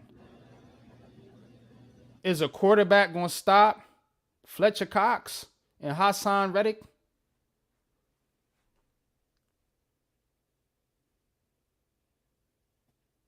Is he? I'm just saying. Is a quarterback going to stop Micah Parsons and DeMarcus Lawrence? Oh, yes, he will. Yes, he will. He'll get the ball out of his hands quick. Shit.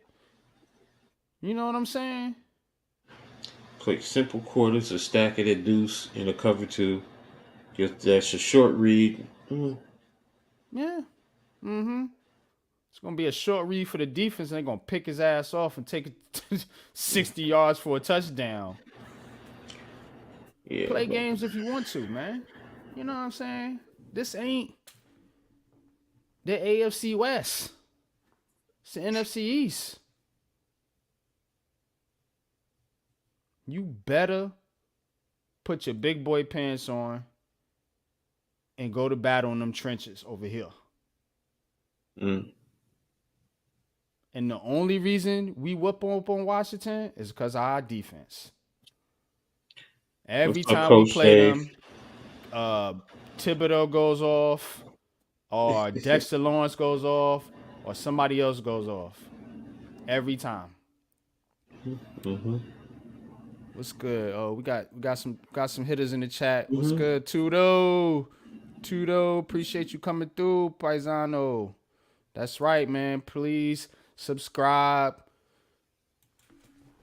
to me, Coach, everyone else in the Big Blue crew, Wells, Big Blue in the Bronx. Appreciate y'all. Appreciate you. You. What's good, Coach Dave? What's up? He said, I don't want anything to do with Drake May. Yeah, I'm not entertaining no Drake May talk, or anybody else like that, man. All I'm saying is you don't have to reach, No, definitely you don't. You don't have to reach.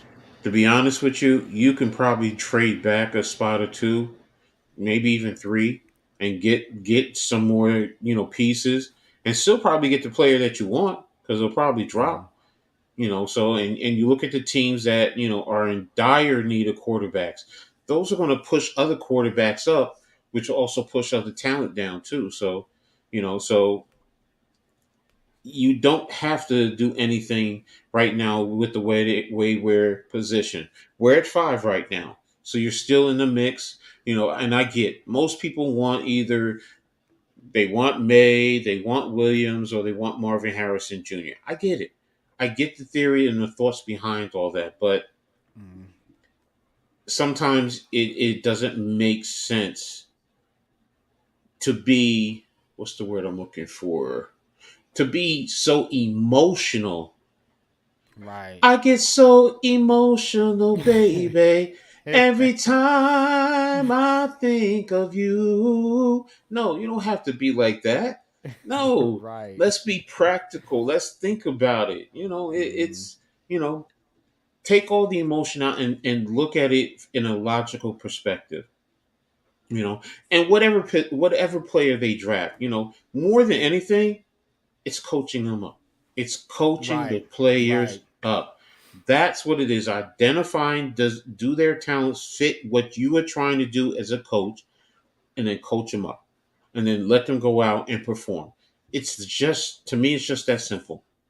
Hmm. It's simple. So, you know, yeah, we Yeah, we uh, we ain't understand. no yeah, we don't ain't no trading up, man. Like, come on. You trying to stockpile draft picks.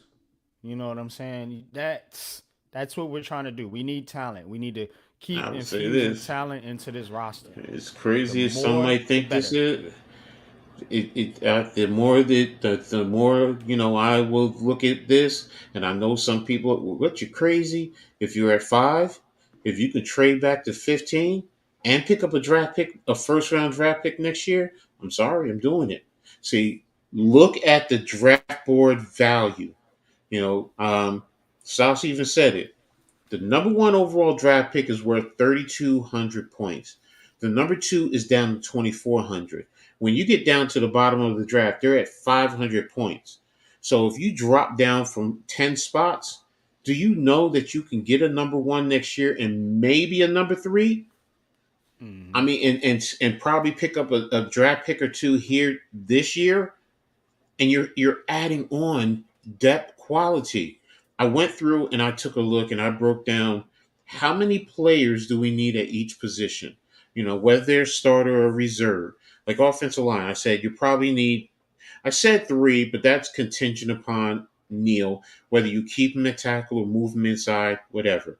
But you definitely need at least 2. The backups, you need at least 2 or 3 there, 2 or 3 decent players there. And go Hmm. through every position. Running back, we have one running back signed next year, so you're going to need at least 2 or 3.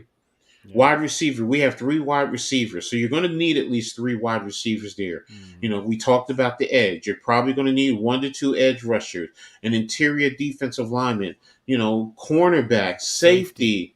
Hmm. I mean, we no, I'm just saying, Coach Dave. I understand about not trading back to 15. What I'm saying Hmm. is, depending on how the board is going, really, that's what it is, and who's moving up, and where you have everyone positioned. Because if you think at 15 or 9 or 10 or 11, and you can get a first round draft pick the following year, that's the point I was saying, where you could have Hmm. 2 draft picks. It even allows you with 2 draft picks next year to make certain moves if you want to move up in that draft.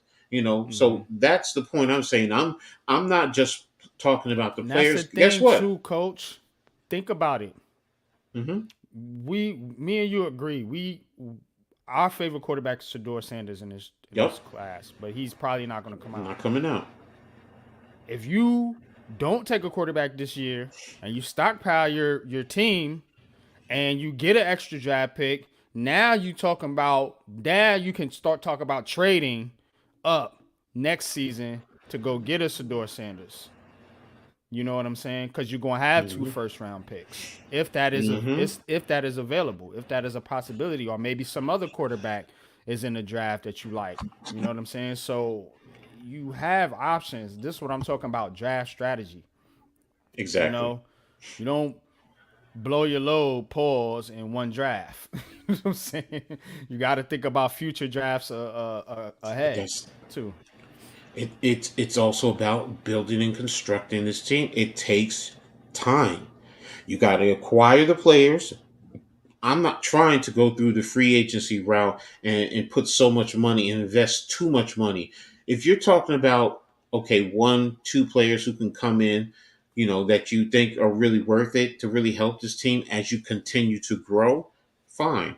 You know, I mean, right now it says we have what, $40 million, but there's things you can do to open up more money. We all know that. We don't even know what the Mm-hmm. TV money that we're supposed to get is going to be. So Yeah. there are seven first round graded quarterbacks in this draft, three of which I really like. We need to get one of them this year. That's what you say. Then that's what they say as far as the grading, and I get it. But Jaden Daniels, you can probably get at the back end of the first or Yeah. into the If second if round. you can get Penix or Jaden Daniels Penix, in the second, I mean, I'm with it. I'm saying what exactly. I'm saying is don't reach. I'm not saying don't take a quarterback. No, exactly. You know what I mean? I think they should take a quarterback, but I'm not reaching. I'm not just gonna take Drake May just because. Oh, we need a quarterback. Go get Drake That's May. Just trade that's the all our thing picks. that, Go up get Drake and May. I'll I'm no, I'm always not say doing the that. same thing. I always say the same thing when it comes to Drake May and Caleb Williams. Why are they the end all be all? I know we aren't saying, you guys aren't saying that here. Coach Mm-hmm. Dave, I'm not saying you're saying that. Yeah. I'm saying when people talk about it's only Caleb Williams and May. Why? Give me. I'm a football coach. I'm going to be honest with you. Yeah, I'm going to look at it from Mm-hmm. a football perspective. You got to talk to me. Mm-hmm. Tell me why. Why do they fit the system? Don't talk to me about, oh, well, they can make the off talent, off shoulder plays and all this and that. No, no, no, no, no, no. Number one, do they fit the system? Number two, what else do they do? Why are they far and away better than the other quarterbacks? I mean, because Mm-hmm. those two, as far as I've seen, their ability to process pre-snap is no way near Michael Penix. I'm sorry, it's Yeah. just not. Yeah. It's just not. That boy Mm. can process that the hell And out of reading it. think about what we all say about one Mhm. Daniel Jones. And I have been critical, despite what Twitter people think. I've been very critical of Daniel Jones and his slow processing ability. He doesn't see the field, read the field as fast as some other quarterbacks. Doesn't mean he's stupid. Doesn't mean he's a scrub or anything like that, or he can't get it done. I'm just saying, if you're talking about fast processing, and you want somebody that can hit it on a dime like that, you know what I'm saying? Boom, boom, boom, boom, get it out. What we saying about all these quarterbacks? Tyrod Mhm. Taylor, um, the boy the other day, Tommy DeVito. They all holding the football. You know what I'm saying? Way too long for my liking. So Mhm. that's my critique of the quarterback position as far as the New York Giants are concerned. So I don't want to bring in another guy that's slow processing, that can't, you know what I'm saying? That's going to hold the football like Caleb Williams. You know what I'm saying? I don't want to bring him in. You're doing the same thing. You guys aren't understanding. You want a different quarterback, but you want a quarterback with the same skill set as the quarterback you got. You just want a different guy. That doesn't make no sense. Go get Mhm. a different quarterback. Go get a Jaden Daniels that can be like Lamar Jackson light. That's a different style of quarterback. Go get Michael Penix that can process like a Eli, or have the potential to process like a Eli or Brady or somebody like that. That's a different style of quarterback. You want a quarterback that can run around with a chicken with his head cut off. That's slow at processing and so on and so forth. You're getting the same guy. Then we I'll talked say this. about Drake May looks a lot like Daniel Jones when you break it down. But Caleb Williams. Caleb I don't know Williams. shit. Okay. Here we can talk about like Caleb Williams, which is why I say that. What just happened to him when he played a stout defense in Mm-hmm. UCLA? A stout defense. They have the top D, or one of the top two or three defenses in all of college football. Mm-hmm. And their defense isn't as complex as what he will see in the NFL. And what did he do? What did he do? it's a team sport. You know me. Mm-hmm. I always start with the trenches and work my way out from there. So yeah, I believe Facts. quarterback is necessary. They're the brains of the offense. Well, it's good. Yes, like an asshole. We all got one, bro. So Oh man, like says chasing the send the stock, links. Who says send the? like chasing the stock when it's already up. Oh, Yeah, Coach Dave wants to link. yeah. Coach, man, I ain't really trying to be on here too long. I ain't trying to get into this Daniel Jones shit, man, tonight. To be honest with you, bro, I ain't trying to be Mm, mean or nothing, but I don't really want to. This is Heart of the yeah. City. We do this show. We try to spread the love between all the teams, and I do my best to not stay on the Giants too long. But we kind of in the freestyle session of the show, so Mm-hmm. I'll let you Yeah, I come on got it. for a few minutes, man, and talk your shit, man. But it ain't gonna be no, Long drawn out, no, because I riffing about Daniel Jones and all that shit, man. still We got ain't doing that coach's shit. corner too. So Right. I got stuff ready for it. So Facts. We'll give you a 15 minutes, and then we're gonna do coach's corner. I'm getting the hell out of here. But yeah, like I said, man, it's just not reaching. mm, That's all it is. Not reaching, and and okay. and yeah, and the goulash. Chicken That's where you're goulash. gonna go. And they got me eating goulash. That Daniel Jones shit. Straight up, man. But we could talk So football. I like talking yeah, football. You know what I yeah. mean? Nah, So that's we what all we do. do. We all do. But That's what we as far do. as the Giant, that's my thing. I've been a proponent of you know if you can trade back and acquire assets because there's a lot of good talent, and it's not just the Hmm. quarterback. There's a wide receiver. We saw it last night with with Patrick Mahomes. Put the ball right on that boy's hands for the You dropped touchdown it. right at the end of the game. He dropped. So you Right. still need the other players to produce. It's not just the quarterback. And I get quarterback is the brains, Yep. but Hmm. the other guys, they got to produce too. So Yep. what's up, Coach Dave? How are you, man? What's going on, Coach, fellas? How was Coach everybody's Dave, what's day? up, man? All right, you ready for Thanksgiving, bro? As ready as I'm gonna be, man. As ready as I'm gonna be. Yeah, Not really. I'm not really a big. yeah, he's. I know that feeling, man. 'Cause that's how you're like, oh, Yeah. Thanksgiving, man. I'm Here we just go. like, I'm not really a big holiday person, honestly. That should just be stopping the money, Yeah. honestly. So It's I another just day to me. I ain't even thinking another about day. look. Thanksgiving. Thanksgiving to a big fat sexy guy like me is just my time to eat. That's my Right. favorite holiday because I get to eat. That's all it's about. Eating football, eating football. Eating in football. All right. Other than that, Speaking of, who we got on the docket for Thanksgiving this year? I know we got Dallas and Washington Dallas and playing. Washington is at 4:30. I think is it the Lions? It's the Lions and Packers. Lions always play. Who do they play though? Yeah, and then I forgot who's I forgot who the the Lions last. play. I just looked at that shit earlier. They play. Yeah, yeah, they played the first game. So I probably won't be watching that because they got a high Do they school play game. Washington? I think they might play No, Washington. no, that's Nah, Dallas. Dallas and Washington play. Right, right, right. Hold on, Hmm. I'm looking it up now. Hold on a minute. But Brutus, what's good? What's good with you, what's bro? up, Brutus? Is that Brutus from Twitter? Yeah, Yeah, because what's it's up, on man? my it's Salute. from my link. I see it, Oh, and okay, I put it okay. on my. All right, bet. It But you can't got come it, back up my. Coach Go Dave. ahead. Talk your talk. Talk your shit.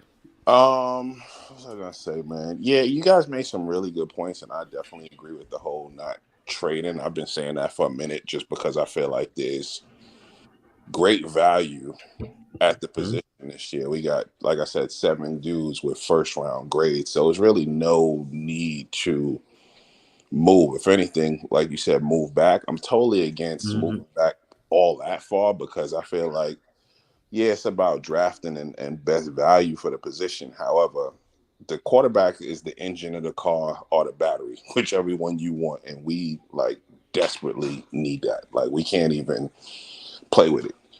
Waiting next year's draft, if you really look forward to it, there's only gonna be 2 dudes that we know of right now who are gonna be highly ranked, which is Shador and Quinn Ewers. And Quinn Ewers needs work. He needs to clean up his act, but Mhm. Mhm. he's got a lot of big time plays in him, but he needs to just clean up because his tape is all over the place. You'll be amazed, and then you'll be like, well, what the fuck did you do that for? But his arm talent is probably the best out there, but that's neither here nor there. So to me, like I said, I think in the top 10, we can sit there and still get Jaden Daniels. We can move back, still get Jaden Daniels, but we talking about the Giants here, fellas. So my top 3, Penix, Williams, and Jaden Daniels. But who knows? The Giants might be thinking fucking Drake May, J.J. McCarthy, and Bo Nix. Reports are, these are, rumors, Twitter rumors. Appreciate you, Brutus, man. If you don't, if you're not already subscribed, please like, share, subscribe to the show. My show and Coach's show, Coach Ed's Amazing World of Sports and Unpopular Opinion Sports. We are a team here, so appreciate you showing love. But to your point, Coach Dave, the rumors are right now that the Giants are heavily interested in May. Joe Shane went out there and he did a bunch of scouting on Drake May, and that's kind of what they've been saying. That's kind of their favorite. But one thing I noticed about this organization, this regime, I should say, right now with as far as the Shane and Dable ever, is they kind of keep their stuff close to the vest. They do. Yeah, they don't really leak out a lot of stuff like past regimes. So Yeah. I would take that with a grain of salt. Nah, for sure. Especially But, being that they've been to 5 of Caleb Williams' game this year. Joe Shane has been personally to 5 of his games. Yeah, they've been heavily scouting May and Caleb this year, and who knows what other quarterbacks, man. But they're definitely interested in the quarterback position. So if I had to bet right now, I'd say first round, probably quarterback.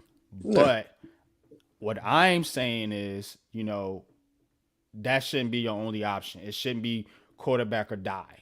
I don't think it's quarterback or die, and I think people are forgetting we got those 2 picks that we could get back in the first round with in the back end of the first round. So, but to your point, Coach, and I've been saying this all along, but I feel like it's been getting lost in translation, is we need to do something different. Eli, Daniel Jones, Drake May, that's all the same shit to me. From where I'm sitting, I see the same shit. I don't see anything dynamic. We are historically a boring-ass franchise, and being boring has gotten us nowhere in 10 years. Our record in the last 10 years is 60, 103, and 1. Daniel Jones's record is 22, 36, and 1. These are facts. We got to do something different. I saw a stat recently, a second ago.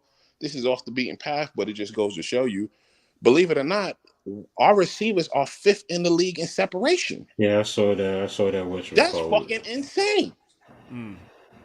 The Giants receivers are 5th in the league in separation. Jalen Hyatt is open all the time. I'm going to say this because I get that when they do those averages. The first thing I ask is who created that and who started it.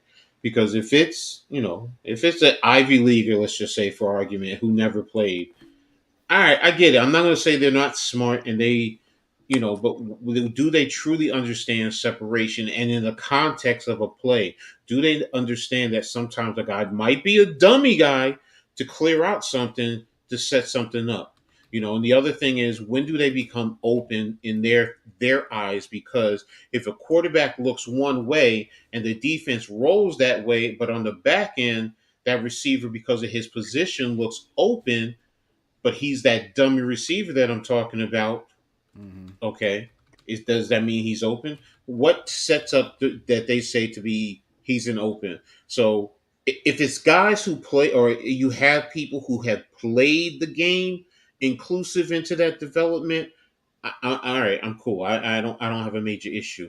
But there are some stats that you're getting guys who are just college guys who they're statistic guys who just create the stuff. But do they understand playing the game? Because We all know, having played sports, sometimes it ain't really what you see. It Right. really isn't. So, and what is the context, or what is the play design, where, okay, because again, if a quarterback is looking this way, if his read is to his right, 1 2 3, but on the backside the number 5 guy is open, again, that's the number 5 guy. So he has a progression that he has to go to. He can't just say, okay, boom, I'm going this way, and let me turn around real quick to see if this guy is open, because they have this set up for me to go this way. I think that So, I think that's a fair assessment, and I think I could see your point in saying I need more context to what's going on there. However, mhm, what doesn't need more context is what if you watch the film, Jaden Hyatt exactly. open. He's open, and he's not getting enough opportunities. Period. No, I agree there are times that he is open, but we also know with the offensive line, because that's the thing. Yes, he may be open deep, but does our quarterback have the time to get him the ball? And they work hand in hand. And It was yes, there are it was times when, yes, our quarterbacks just missed a read. I am never going to sit here and say and make an excuse for that. There are times we miss it. Jalen Hyatt, he's supposed to be that deep end to yeah. make the DBs feel that speed and get them turning on their heels. But if we're not getting to them, then what are they going to do? Oh man, he's the decoy. Just let him go deep, whatever. Don't go too far, because you might be able to come back down and make a play on the mid to the low tier level. So, but yeah, I get you. I He's just get you, Coach Dave. not getting enough targets. Period. Like I Yeah. don't. So That's a coaching thing. That's not even a quarterback yes, thing. It's like exactly. throw him the ball. Period. Full stop. End of. Throw him the Yeah, ball. they do need to get Hyatt some more targets, but thing about it is too, the Giants really got to start to build out this team. You know what I'm saying? And I understand with the quarterback is a very important part of that. But you know, don't just go give me a quarterback and then you bringing back Hyatt, Wanda Robinson, and Slayton, and these same guys as receivers, and don't go get you a quarterback and then you got Glowinski and Evan Neal starting back over there at right guard and right tackle again next year. Don't do that and tell me that you've upgraded just because you went out and got a quarterback. And that's when I'm gonna come on here and really start talking shit. You know what I'm saying? Because we not gonna do that again. If you're going to build this team, build it the right way. Get your quarterback and put some pieces around that quarterback. Because if you don't, he's going to sink. He's going to I sink feel if he like has to deal with Evan Neal at right tackle and that disaster over there. He's going to sink. If you got Slayton as your number one receiver again next season, he's going to sink. You know what I'm saying? If they let Barkley walk in free agency and have a lesser running back at the tailback Barkley. position. Barkley ain't going You nowhere. know Don't what I'm saying? do that. You need to keep building his team out. You know what I'm saying? And not just go get a quarterback and then hey, we ready to go. Let's go win a Super Bowl. Get the hell Barkley out will, of here. Barkley will be back next year on the franchise tag again because if he wasn't, they would have traded him already and got value for him. I They would- think so too, but you never know. You know what I'm saying? I just They could don't see it. fall in love with one of these quarterbacks and do something crazy. You know what I'm saying? Like Of trade course. Barkley and get an extra pick. Who Nah. knows? You know what I mean? I don't know. But what I'm saying is don't give me the same roster next year with somebody different at quarterback and Well, try to sell me that we going yeah, somewhere. I think we got what 22 dudes who are basically coming off the books this year, pretty much. So I mean Yeah. Yeah, that Yes, that's what sir. coach Yeah. was talking about. that part Yes, goes sir. without that part goes without say. I'm not worried about that part of the change. I think I honestly still believe in Shane and Dable. I think they understand. I felt like last year was pretty much fool's gold. And I looked at it the whole time and I was saying it and everybody was calling me a Debbie Down. And I was just like, listen, we played a soft schedule, then we played a real schedule. Shit was looking different. We basically overachieved for the situation. We got all the bounces. Three teams from the division made the playoffs. It was just, luck was on our side. So it was just like I didn't feel like we ever was really that. It was nice making the playoffs, but I was just like, I don't want to make the playoffs 1 year and never go back for 4 years. I want us to build a team that's consistently making a run. And I feel like everybody should. I just feel like as a No, lot of I agree people, with that. I feel like the Absolutely. Yeah, fan we base, can all agree with that. Yeah. Yeah, but I feel like some of this shit be like happy go lucky, and it's like, to me, I'm not a fan police type of person. So when people are like, "Yo, I don't want to make the playoffs because that's not going to help us tomorrow," I'm with it. Like, but you have people who are like, "Well, why you should want to win every game, this and that," and I'm like, "But we got to face reality. Like, we are who we are right now. This shit, we should have." Coach, Coach, I will say this. I get where you're going with that theory, but like for me, okay, and I'll say it all the time. I hate losing more than I love winning. That's just me, and it's been ingrained in me 40 plus years. So I get that thought when people say we should lose because that's a fan, but you talk about being real, okay? When you go into those locker rooms, those guys got families. They ain't trying to lose because they know their resume is what is put on film, and that's going to keep them in the NFL. Yeah, they got to put up the tip. Yeah, so I get where you're going. Now, what you're alluding to is management, getting certain players, and I get that little chess piece. But again, as a head coach, that's on my resume. Do you want to have that? I want to win as much as I can. Right now, my mindset is I'm trying to be 1-0 this week for New England. But if I'm looking at the big picture, I'm trying to win every last damn game that's on my schedule because that's me. I play to win the game, as Hearn will say. That's just a reality. Play I to don't. win the I mean, I game. coach to win every game. I coach to win every game, and I get it. I get the fan perspective because you're looking at draft picks, but there's no guarantee with these draft picks. There's none. There's no guarantee with anything, but the I, only I, here's the guarantee that the more we lose, the more we control our best destiny on we get who we want. But do you not? That's Do the you guarantee. not? For me, when you talk about losing, it also establishes a culture. I No, that's here's the thing. No. I just no, want no. I get where you're going, and Coach. I do get where you're going because you're talking about positioning in the draft to get better value, to get better talent in the long run, because you believe that helps you set up the team with talent going forward. right. But my point being is, no matter where you are, you're not going to hit up there. You're not going to hit at the bottom end. Just wherever you end up, it's up to the I'm a coaches I'm to gonna give get the you an talent and to example. develop it. No, it is up to Um, the coaches, and I don't want you to think just to clean this up. I don't want the players to just go and lay down. I want the players to be competitive as possible at all times. However, I don't know if y'all notice or not. Well, not even notice, but I believe there's a fixed element to all of this shit because it's just too much money. You sound like emoji. I'm sorry. I'm sorry. I'm sorry. I'm sorry. I don't mean to laugh at you. My bro talks the same thing. Y'all talking the same talk right now. Y'all really are. I'm not saying it's wrestling. Don't get it twisted. I'm not saying it's WWF. He said the same damn thing. It ain't the WWF, but this. Y'all right now, y'all are like minds right now. Y'all are like minds. So go I mean, ahead. Go dog, ahead, Coach. I like I mean, could I tell you can't so make many sense of some stories. of this shit, man. That's all I'm saying, bro. Stories. I watched too much shit. I seen too many games. I put too many bets out there. I seen too much shit.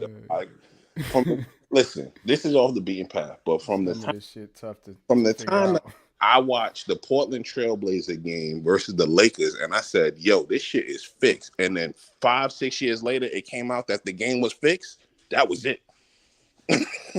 That was it for me. I But get it. I get let it. me say this real quick, and then we gonna move on because Right. we about to wrap it up.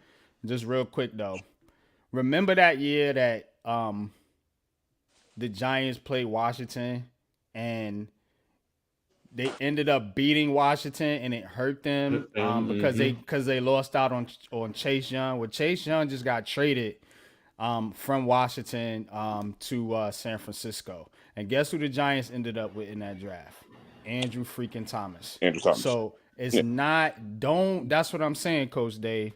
Don't go chasing that number one spot. You can still No. you can still win in the draft despite wherever you're picking. Bro, You know what I mean? again, I told you wherever we are, wherever we land, we land. I'm not into trading for anybody, but I feel like if we end up in the top 10, we still could get Jaden Daniels. I'm good. That's what I want. Yeah. It's a good chance to And end up in the top don't 10. I get me. mean, the odds are high, but I if they like don't, Caleb. I like I ain't gonna be Penix mad at too. that I either. like them as well. I'm not gonna be mad at them, but I just feel like for what we got, we need something dynamic and just different. The fan base, damn, we give us something to be excited about. Like we've had this Winning. That's what excites me. Last year, Yeah. I was excited because they was in the damn playoffs, man. I was up here talking Super Bowl with my crazy ass, but It was you crazy. know what I mean? Yeah. I'll say this, Coach Dave. I'll say I this like winning, bro. as my last thought to what you just said, and I respect it. Where fans want, and that's this era. But I'm the type of coach. If we win 10-7 every damn game, is just ugly, and it's a Right. defensive type of game, and fans are pissed off. I paid all this money for this, but we go and win the damn Super Bowl, or we're going Mm-hmm. far in the playoff, and we're scoring 10 points and giving up 7 a game. I'm happy. I'm good. I'm good. I'm good because it's about winning for me. I don't care if we win pretty or if we win ugly. I don't care. Just win. Go Sounds ahead, good. coach. I'm gonna win this NFL. But before I go, I got one question for you guys. It's Mm-hmm. college football related. So if let's just say Alabama beats Georgia and Texas Mm-hmm. beats the table. I had an argument with a friend today. He's telling me that Alabama will then get the playoff spot and Alabama and Georgia will be in. But I'm telling him there's no way they could leapfrog Texas with Texas beating them at home. What do you think? Okay. First, I mean, I get where you're going because in it, the committee they look at your full entire schedule and they rank the SEC overall is rated better than the Big 12, and I get the head to head. I Yep. get where you're going, and both of them be conference champions. Home But game. Don't forget the home yeah, part. no, I get that. I get that. I get that. But Georgia will probably still stay in. But the Yeah. biggest issue is what's going to happen with um, Florida State and Washington. Because Ohio State Mm. and Michigan, the They're- loser's probably going to be out. Yeah. And that's just going to, and if Washington wins out and Florida State wins out and what you call it beats Georgia, more than likely Alabama is going to get in. And I know what you're saying. I get it. I get the head to head. And, but the committee's going to look at the whole totality, what fits, and they want to build a true national championship program, which is why this is headed to the 12 game system. That's really why, because So what you're saying is a legitimate argument. It really is a legitimate argument, and it makes sense because Texas did beat Alabama head to head, and they at home. should. At home. And yes, I get that. I get Mm. that. But, Georgia, Alabama, if they beat Georgia, their biggest win will be bigger than Alabama's. To be honest with you, because they beat Um, Georgia and they'll you mean, beat them in the SEC. They will beat them in the SEC championship, which yeah. gets more value, more points, more prestige, and that's really what it boils down to. College football is just so it's so sometimes, oh my gosh, it doesn't make sense. You beat them head to head, you should be ahead of them, but look at the rankings because that's what you got to look at right now. Look at the rankings. The college playoff football rankings has Alabama over Texas, so that tells you all you need to know. No, Texas win. no, they don't. They have Texas Wait a 7. minute. Wait a minute. Texas is. Oh yeah. Wait a minute. You're right. Texas is Texas, 7. but Texas is over Alabama. Texas's biggest win of the year was Is Alabama Alabama? bringing out. Yeah. Mm-hmm. Biggest win of the year was Ole Miss 12. They played the same amount of ranked teams. The I biggest forgot difference, about that. yeah. I forgot about that. I forgot about the Booking ranking. says Okay. if Georgia loses close, they'll probably get in anyway. But if Bama blows out Georgia, then they're out. Ooh. So here's the thing: do you think there's a world where Florida State, due to the fact that the quarterback is gone now, and let's just say they're squeaking by, do you think there's a world where they say, you know Oh, what, we can't fuck with y'all?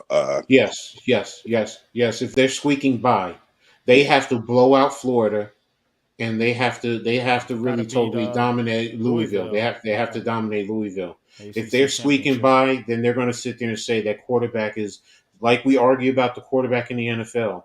The yeah. quarterback is the biggest point in the biggest point differential in college. So yeah, you make a valid point there. But no, I can see where they don't get in, and that's what I hate What's about good, Miz? college What's up? football because the SEC gets more cachet They than should. Mm-hmm. any other college, They, then followed by the Big Ten. Because I'll make the argument if Ohio State and Notre Dame are close and one loses by a late field goal at the last minute, do they really deserve to get kicked out? No. you mean Ohio State, Michigan? Yeah, Ohio State, Michigan. I'm sorry. It's the Yeah. same So argument here's with Georgia and Alabama. but The reason why I think only one team should possibly make it from that conference is I just don't think that's a strong conference this year like that. Like you figure, No, it's like not. It's it's not. I follow the it's Big Ten. race. Then you got to think style points do play a part.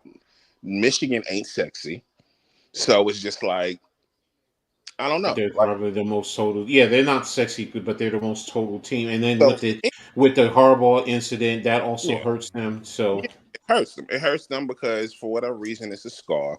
What I'm telling my boy and what I'm telling other people is like you can never rule out politics in this shit.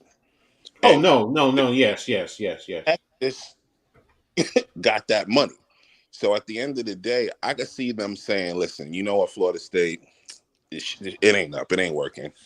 That's what we gonna do, y'all. All right, It's what? like now you talked about style points. That's where that's where it matters most in college football. Florida State squeaks by. If they blow out Florida, and they let's just say they beat Louisville by 20 points or 15 or 20 points. All right, They're getting in. They're getting in because they'll be an undefeated. They'll be an undefeated top conference because the ACC is third in right. terms of the rating of the conferences. So you So do that, they're in. And Louisville is not a bad team. They're going to get good points. and Florida's a good team too. So basically, let's just say we play it straight up. Let's just say Georgia loses to no, sorry. Let's just say Alabama, Georgia beats Alabama. they're So in. Georgia gets a spot. Let's just say Washington beats Oregon, which is going to be a very crazy game. They would get They're a in. spot. Mm-hmm. So the next spot would go to the Big Ten, and then after that, it would be Texas if they went up. Yeah, if Alabama loses, yes, because the way they have it set up, Oregon is right behind Washington. Because Washington now is four because they just released it. One is Georgia, two is Michigan, no Ohio State, three is Michigan, Michigan, and four is Washington because they jumped Florida State. right, Florida State is five. Oregon is six. So right. it's setting up. It's setting up for really the winner of the Pac-12 to pretty much get Pac-12, in. Washington, and If Oregon wins, Oregon. Oregon is going to get in. Even though they already lost to them, which is crazy. Ryan, what's good, man? Appreciate you coming through, man. First time checking out the show. This is Thank Heart you. of the City. We do this every single Tuesday at 8:30. We was off last Tuesday, but every Tuesday, more than likely, we'll be here 8:30 p.m. It's Tuesday nights. happening. Please like, share, subscribe if you ain't already, and appreciate you tuning in, man. But But hey, we're going I know we got to get to coach's we're going to corner get and on ready. to Yeah, Coach's Corner. nah, but Coach it's a civil Dave. conversation with you guys, man. I feel like I'm uh the most misunderstood person out there right now with you guys. Don't take it personal, bro. No, no, no. I Trust was me, there with you coach. too. Coach, hey, Yeah. wait a minute, coach. Listen to me. I've been told to my face, well, through this spectrum, that I don't know football. I don't know anything about football, Me too. and Right, Yeah. I've been coaching since 1981. So trust me, at many different levels. right. So I've studied. I've gone to many different coach. I know this game of football. I know the X's and O's. I know the teachings. There's just other things that I don't believe. I mean, everyone has their opinion and their belief, and that's how I really honestly. So look, you're not misunderstood. You're not heavily agreed with. You have an unpopular opinion, and that is why I named my show that Unpopular Opinion Sports. Because I came into this community with some very unpopular opinions, and I still See do. this? So, See this but bullshit? Get off And, definitely me. appreciate and you I got coming a through, tone about me that the Coach. people can't kind of understand, but it's all good. Nah, you good, man. You can come through here anytime. You know what I'm saying? Damn, bro, you really throw him down, bro. You don't tell him you ain't ready for the holiday, bro. You ready for the That, holiday? that was a great, bro. That was a great. All Now right, that's what you're teaching. yeah, that's cool, man. All Y'all right, have a Coach, good one, man. man. Salute, man. But we're gonna get into Coach's Corner right now, man. Appreciate y'all, man. Don't forget, once again, please like, share, and subscribe. We are trying to build this show up. We are trying to build up our YouTube channels. Me and Coach Ed, we got a lot of great things coming for you guys, man. So keep it locked here, man. And remember, when you come here, you could always spit your unpopular opinion, man. That's what we do over here, man. Heart of the City, man. Let's get into this Coach's Corner, man. I know Coach got something spicy cooking up for us today.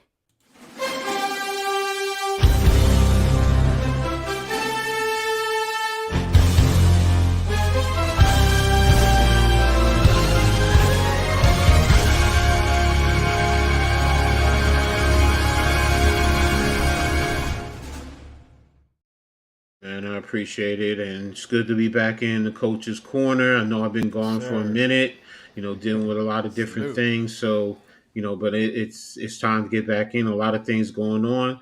I'm going to start with Syracuse, and I'm going to start with Syracuse football. For those of you who don't know, Syracuse has been winding down after starting out undefeated, but right now they stand at 5-6 after starting the season 4-0. So they've been on a downswing, man.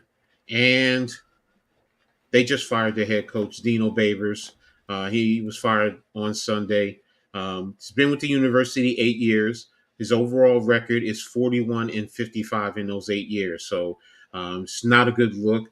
Um, the interim head coach is going to be the tight end coach, Nunzio Campanelli. I know Nuns, his situation very well because he's from Jersey, was an outstanding high school coach. Actually, he was with Rutgers. And when they fired Chris Ash, he actually took over for a while until the end of the season before they brought in Shiano. And even at Rutgers, when they fired the offensive coordinator last year, Nunes stepped in and ran the offense, or did the best he could with what it was there. So, but overall, Dino Babers is out at Syracuse, so they'll be looking for a new coach, and um, it's sounding like it's going to be one of the sweet spots. Let's just put it like that. It's going to be an interesting position, because they do play in the ACC. Like I said, right now they're 1-6 in overall in conference play and 5-6 overall at the bottom end of the spectrum. But when you look at the ACC, there's going to be some changes next year. You're bringing in Cal and Stanford along with SMU, so there's going to be opportunities for them to improve. So a new coach coming in may like it. Your recruiting base is going to be very well, being that you're in the Northeast. So, right up here, New York, New Jersey, heading into the Boston area, competing with Boston College. But again, the whole footprint of the ACC, it allows you to get down into Florida, the Carolinas, to recruit some good talent. So now that it's opening up, I'm going to be intrigued to see the type of coaches that are interested in terms of um, Syracuse. So I'm looking right now at ESPN Plus to see where they're ranked in terms of position. And Northwestern is off the book. So Syracuse, in terms of the rankings of opening positions, right now, before Northwestern hired their coach, Syracuse is 5. So, but now they're going to go up to 4, and that's behind Mississippi State, which is in the SEC. We understand why. Michigan State, which is in the Big Ten. We understand why. And Texas A&M. Texas A&M is definitely number 1 overall. So, but again, Dino Babers is out at Syracuse, so that now opens it up as a good place in terms of coach. If he's going to go there to take over, and being that you're in the ACC, how you have an opportunity to capitalize and really grow the program back to the prominence that it was. Because when I was young, and then Syracuse coming into Jersey, it was one of the top programs. It's definitely in the country, if not in the East, and they've always had good talent coming out of Syracuse. So intrigued to see what happens there in terms of the football program. In terms of basketball, the basketball team right now with the new head coach is 3-2 overall in total play. They haven't done any conference play, so they're just right in the middle of the pack. But they've had some, interesting wins. New Hampshire, Canisius, Colgate, but they lost to Tennessee and Gonzaga, 2 big heavyweight programs, and they lost big. So, it's just a rebuild in terms of Syracuse. Jim Boeheim is not there anymore, but, again, I'm intrigued to see, how they do overall. As far as the women, looks like the women are 3-1, beating Lafayette, Central Connecticut, and Coppin State, but they lost a close one on Sunday to Maryland. So it's intriguing. Definitely,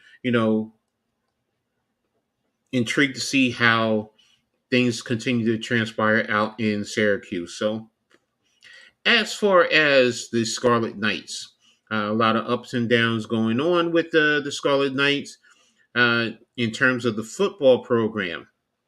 The football program is started out the season, you all know, started 6-2, um, but then they ended up playing some heavyweights to close out the season. After they last won against Indiana 31-14, faced Ohio State, and was pretty much in the game for the whole time with Ohio State. They lost 35-16, but they were there. The next week they went to Iowa and did not put up a good performance offensively. They lost 22 to nothing, but they went into the fourth quarter down 6 to nothing.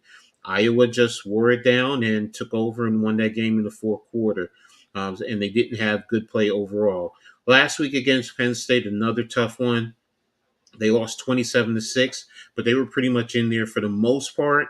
But until Penn State lost their starting quarterback, they brought in a different quarterback who was more of a runner and took over, and they lost the game. So overall, Rutgers is 6-5.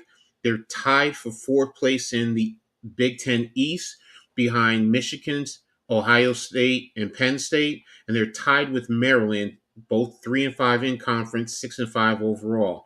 Both are going to a bowl game, but right now it's a matter of which bowl game are they going to go to. They face each other on Saturday, which is going to be a big game in Piscataway, 3:30 on the Big Ten Network. So can Rutgers, their defense, continue to play? They play with everyone else for the most part until the last few games. Now, they do have some injuries. Guys are really nicked up, banged up. Even Kyle Monangai, their leading rusher, hasn't been playing well because he's banged up. That's one of the things. They're relying on Gavin Winsett a little bit more. His play at quarterback has been not as not as effective. There are moments he makes some great passes, but then there's moments you're left questioning. Some of it also, like against Penn State, the offensive line.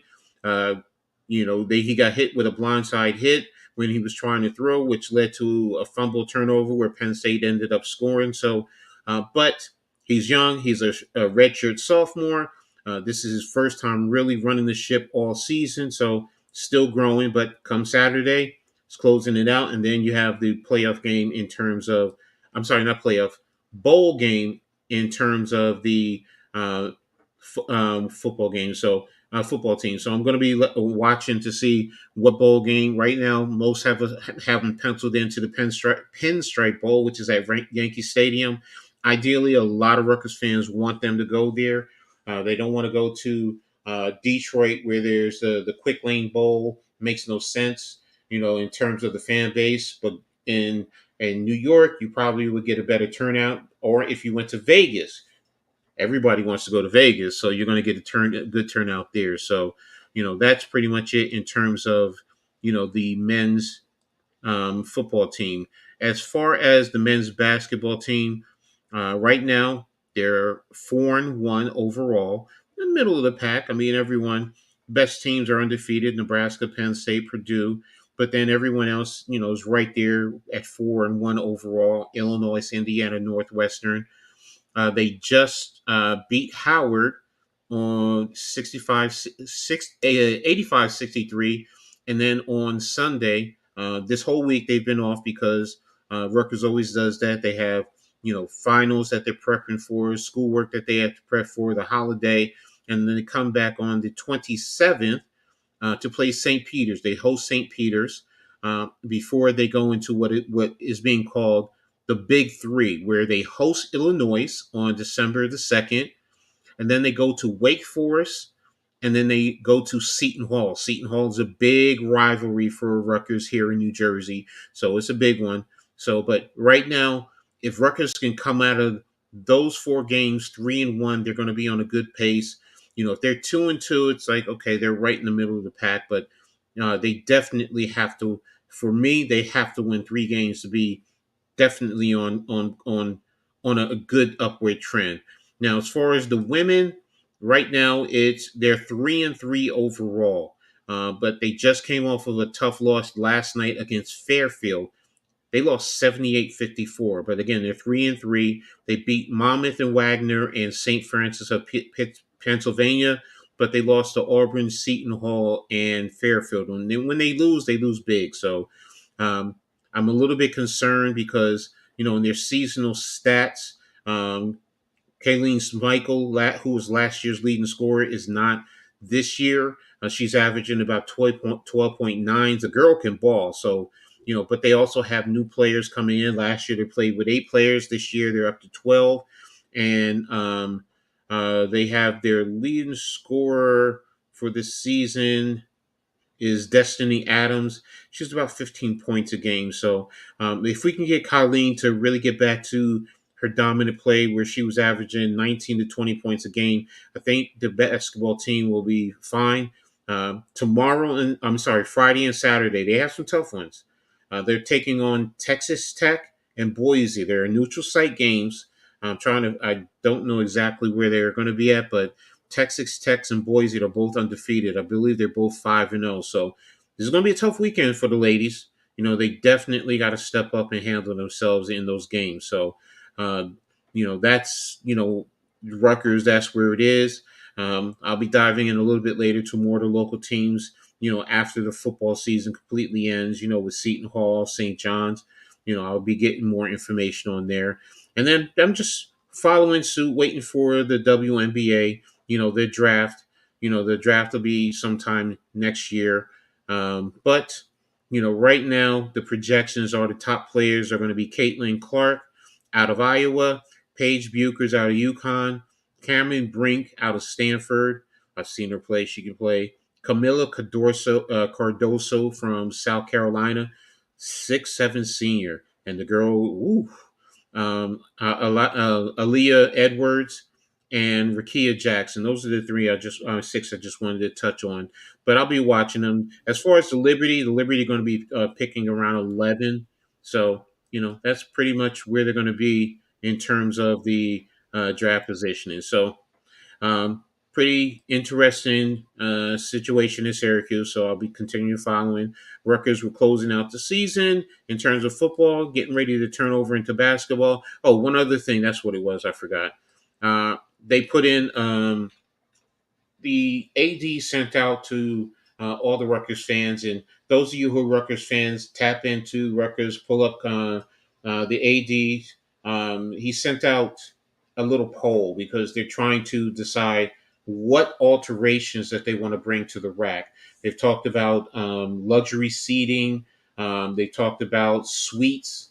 And there's concerns about if you do making certain alterations, it might take away from the atmosphere because across the nation, everyone says the Jersey Mike Arena, also used to be known as the Rutgers Athletic Center, is the top, if not one of the top 2 or 3 stadiums that is difficult for the visitors to play in, and it is. If you've never been there, I strongly suggest you go to a game when the men play, even the women. Which one is that? Rutgers, Oh, the Rutgers Athletic Center, or now Jersey Mike's Arena. Um, we call it the trapezoid of terror. There's a grouping of us that call it that because if you look at the stadium, it does look like a trapezoid. It's small, it's compact, and I mean you're literally right there on the court. And sometimes when the games are good and Rutgers is doing well, the stadium shakes. It shakes. But there's concern with the new. They're at putting out a poll to see what fans would be interested in. Some of it they like improving the bathrooms because there's always been a complaints about that in some concession stands. But there's some concerns about if you take some of the seating out, it might really change, the feel. Fans won't, the players won't be as intimidated. Maybe fans will be laid back a little bit more. So I just want everyone to tap in, just take a look at it. Some of it looks beautiful. I've seen it, looks great, but it also concerns me, takes away from, what I've been used to in terms of if, okay, I'm an old guy, I'm old school, I get it, and this is a new age. But tap in, take a look, join the poll, give your thoughts, and if you have an opportunity, go visit, one game at least, and just see how the atmosphere is right there in Piscataway. So that's what I have for you in Coach's Corner. Thanks everyone for listening. I really appreciate you guys. All right, NYG, you got it, bro. Nah, fire stuff, bro. You was cooking, man. You know what I'm saying? I appreciate that, man. Definitely appreciate that, man. With Rutgers, Rutgers is in the bowl game, right? Mm-hmm. Syracuse, not right. Nope. They ain't make it. Okay, Well, let me rephrase it. Syracuse is 5-6. If they win, they're going to okay. be in a bowl game. And they playing who? So, let me take a look. I closed out the football. I'll bring it back up. Hold on.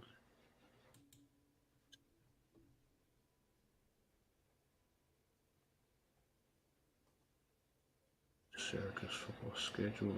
Come on.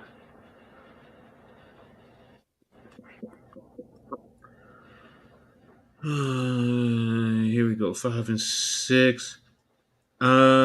They play Saturday. They host Wake Forest.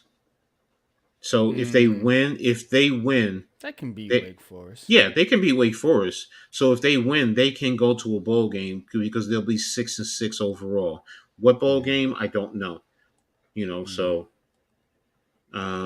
that's what is whole. Damn, I forgot to talk about tell what you call the Lions who they're playing. It's Thanksgiving, but all right, it's not important. But yeah, that's who they Okay. have. That's who they have. So it's going to be tough. Oh, and I forgot Syracuse. I have no idea. Yes, Sham. it's Packers Lions. Thursday. Oh, they play Chaminade. The Syracuse plays Chaminade on tomorrow at 9:30. Okay. Yeah. Whoa, we got a game on Friday. NFL. Yeah, the Yeah. Jets. The Jets are playing. Oh shit, yo. I think they Damn. play at 3 o'clock too, if I'm not mistaken. Damn, I might have to call that. I need to talk to Lou and him. Yeah. See, I'm supposed to. I don't know because I might be. I'm just trying. It depends on my family.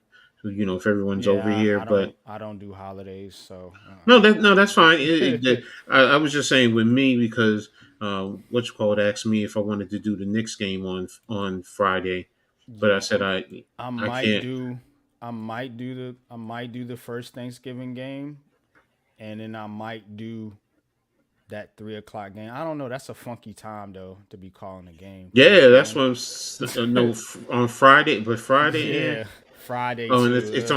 on Prime Video too, and they're Eh. playing the I Jets. mean, I I mean got the Prime, Dolphins. but yeah, I don't know. That's a funky No, I got time. Prime. Okay, no, I'm with you too. That's why with me, I said I might watch it. And there's other college games that I think are on that day Mm, too. So mm, and that's mm, kind of like I do Thursday for the NFL, and mm. then the weekend, Friday, Saturday, I do for for college football. That's how I am because I know Friday night, if my family is good or they're not here, I'm probably going to stream the Oregon State game. Ah, okay.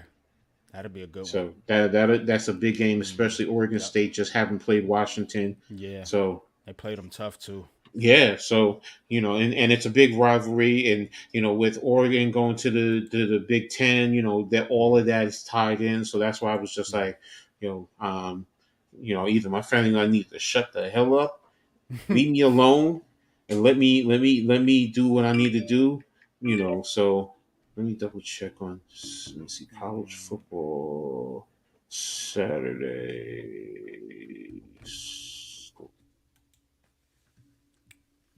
So yeah, we Oh gonna damn! I got Mississippi State on Thursday. mm, They're playing the same time as the 49ers game. I don't know. uh the 49ers and the Seahawks. Seahawks, yeah, they play at night in Mississippi State. And I said I do the NFL zone.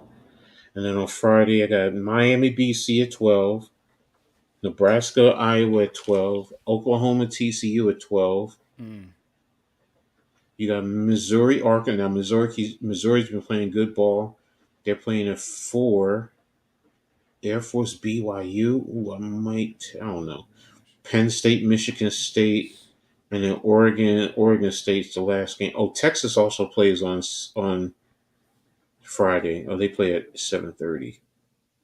So that's what I mean. It's like, there's some good games coming on Friday for college. That's why I'm just like, I Yeah. don't know about the Jets. Yeah, the goddamn Jets. I ain't wasting my time on them damn bombs. Now that I'm thinking about it, I ain't wasting my time on them bums, man. But we're gonna get on out of here, man. I don't know why you came in late, Raphael. But we about to shut down the stream, bro. So I mean, um, yeah, we'll let you Yeah. on some other time, man. But I gotta get out of here. So, but appreciate everybody for coming through, man. Appreciate, man. Pretty good turnout, man. We back in the building, of course. Heart of the city. Um, I do this with Coach every Tuesday night. And I got some things planned, to make this a little more interactive, make it a little more fun, and we're gonna do. We'll have some guest appearances and different things like that, man. So y'all keep it locked here, man. Keep it locked here. Also, all your travel needs, go shout out, go travels. Go travels. Getouttravels.com. That's GETOUTRAVELS.com. GoTravels.com. If you want to pull up with the Big Blue Crew, man, to the Big Blue Crew block party, or if you want to come to the NFL draft, or if you want to go to the Super Bowl, or maybe you want to catch the NBA All-Star game, maybe you want to catch a Knicks game, maybe you want to catch a Nets game, I can help you with all that. We can help you with all that at Go Travels. Put together flight packages, hotel accommodations, event tickets, airport transfers, and much, much more. Just go to the website, links in the description, and click the link, and then fill out the contact form, man, and we'll get you started. We'll get you going. So, Go Travels. This is sponsored by Go Travels. This show. So definitely appreciate that. And Coach, tell them what you got going on, man, for the rest of this week. Well, like I said, depending on family, because with the holidays, how it goes. Mm-hmm. I'm probably going to be streaming that Oregon State Oregon game on Friday, 8 o'clock.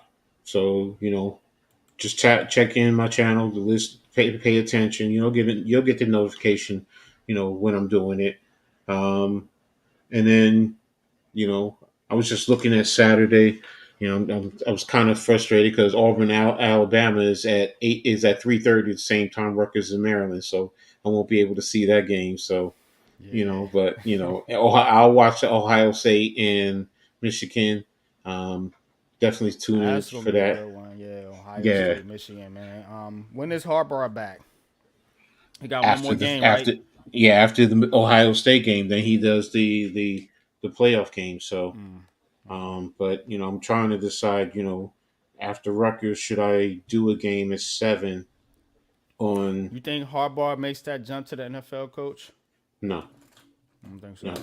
Think it's over. no. Think that ship then I'm not gonna sailed. Because say. they've I'm been not gonna talking say. about it a lot, like in recent years. You know what I If mean? somebody gives him the money, anybody will go.